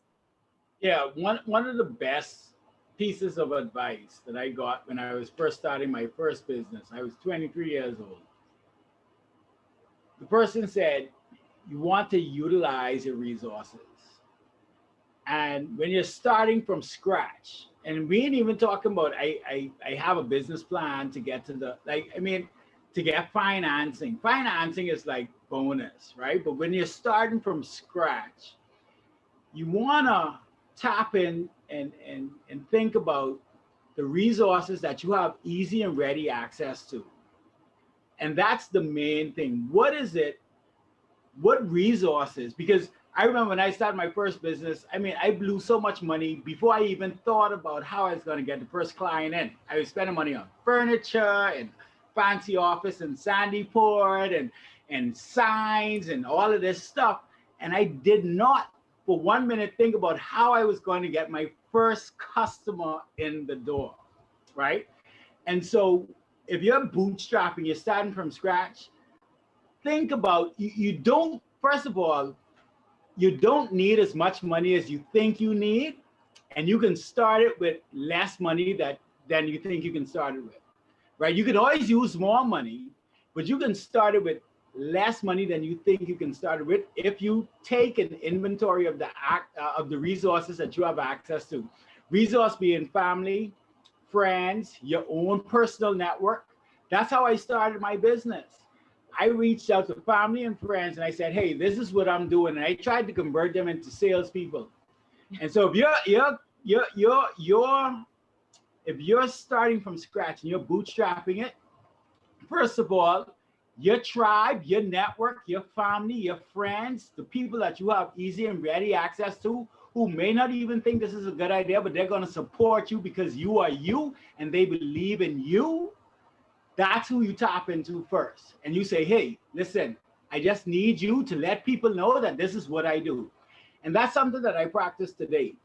If I am in a room and somebody says anything about anything that I know somebody that I know does, I say, hey, you know what? You should call this person.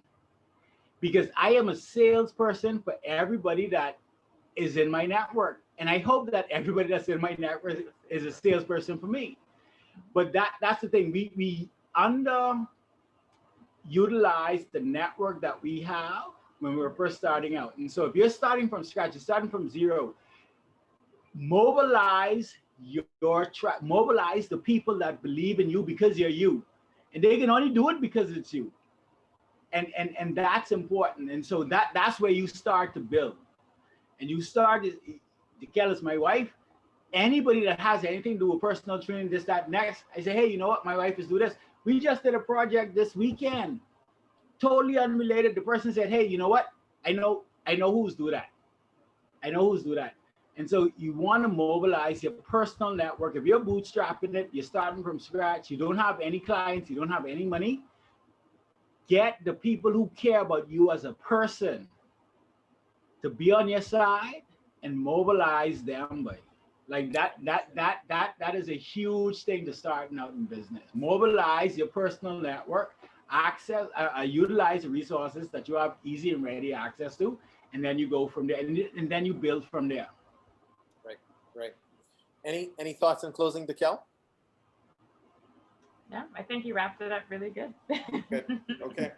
All right. Well, we'll call it a night there. We really enjoyed this conversation, and I think the chat is agreeing that they appreciate this kind of information, this kind of content.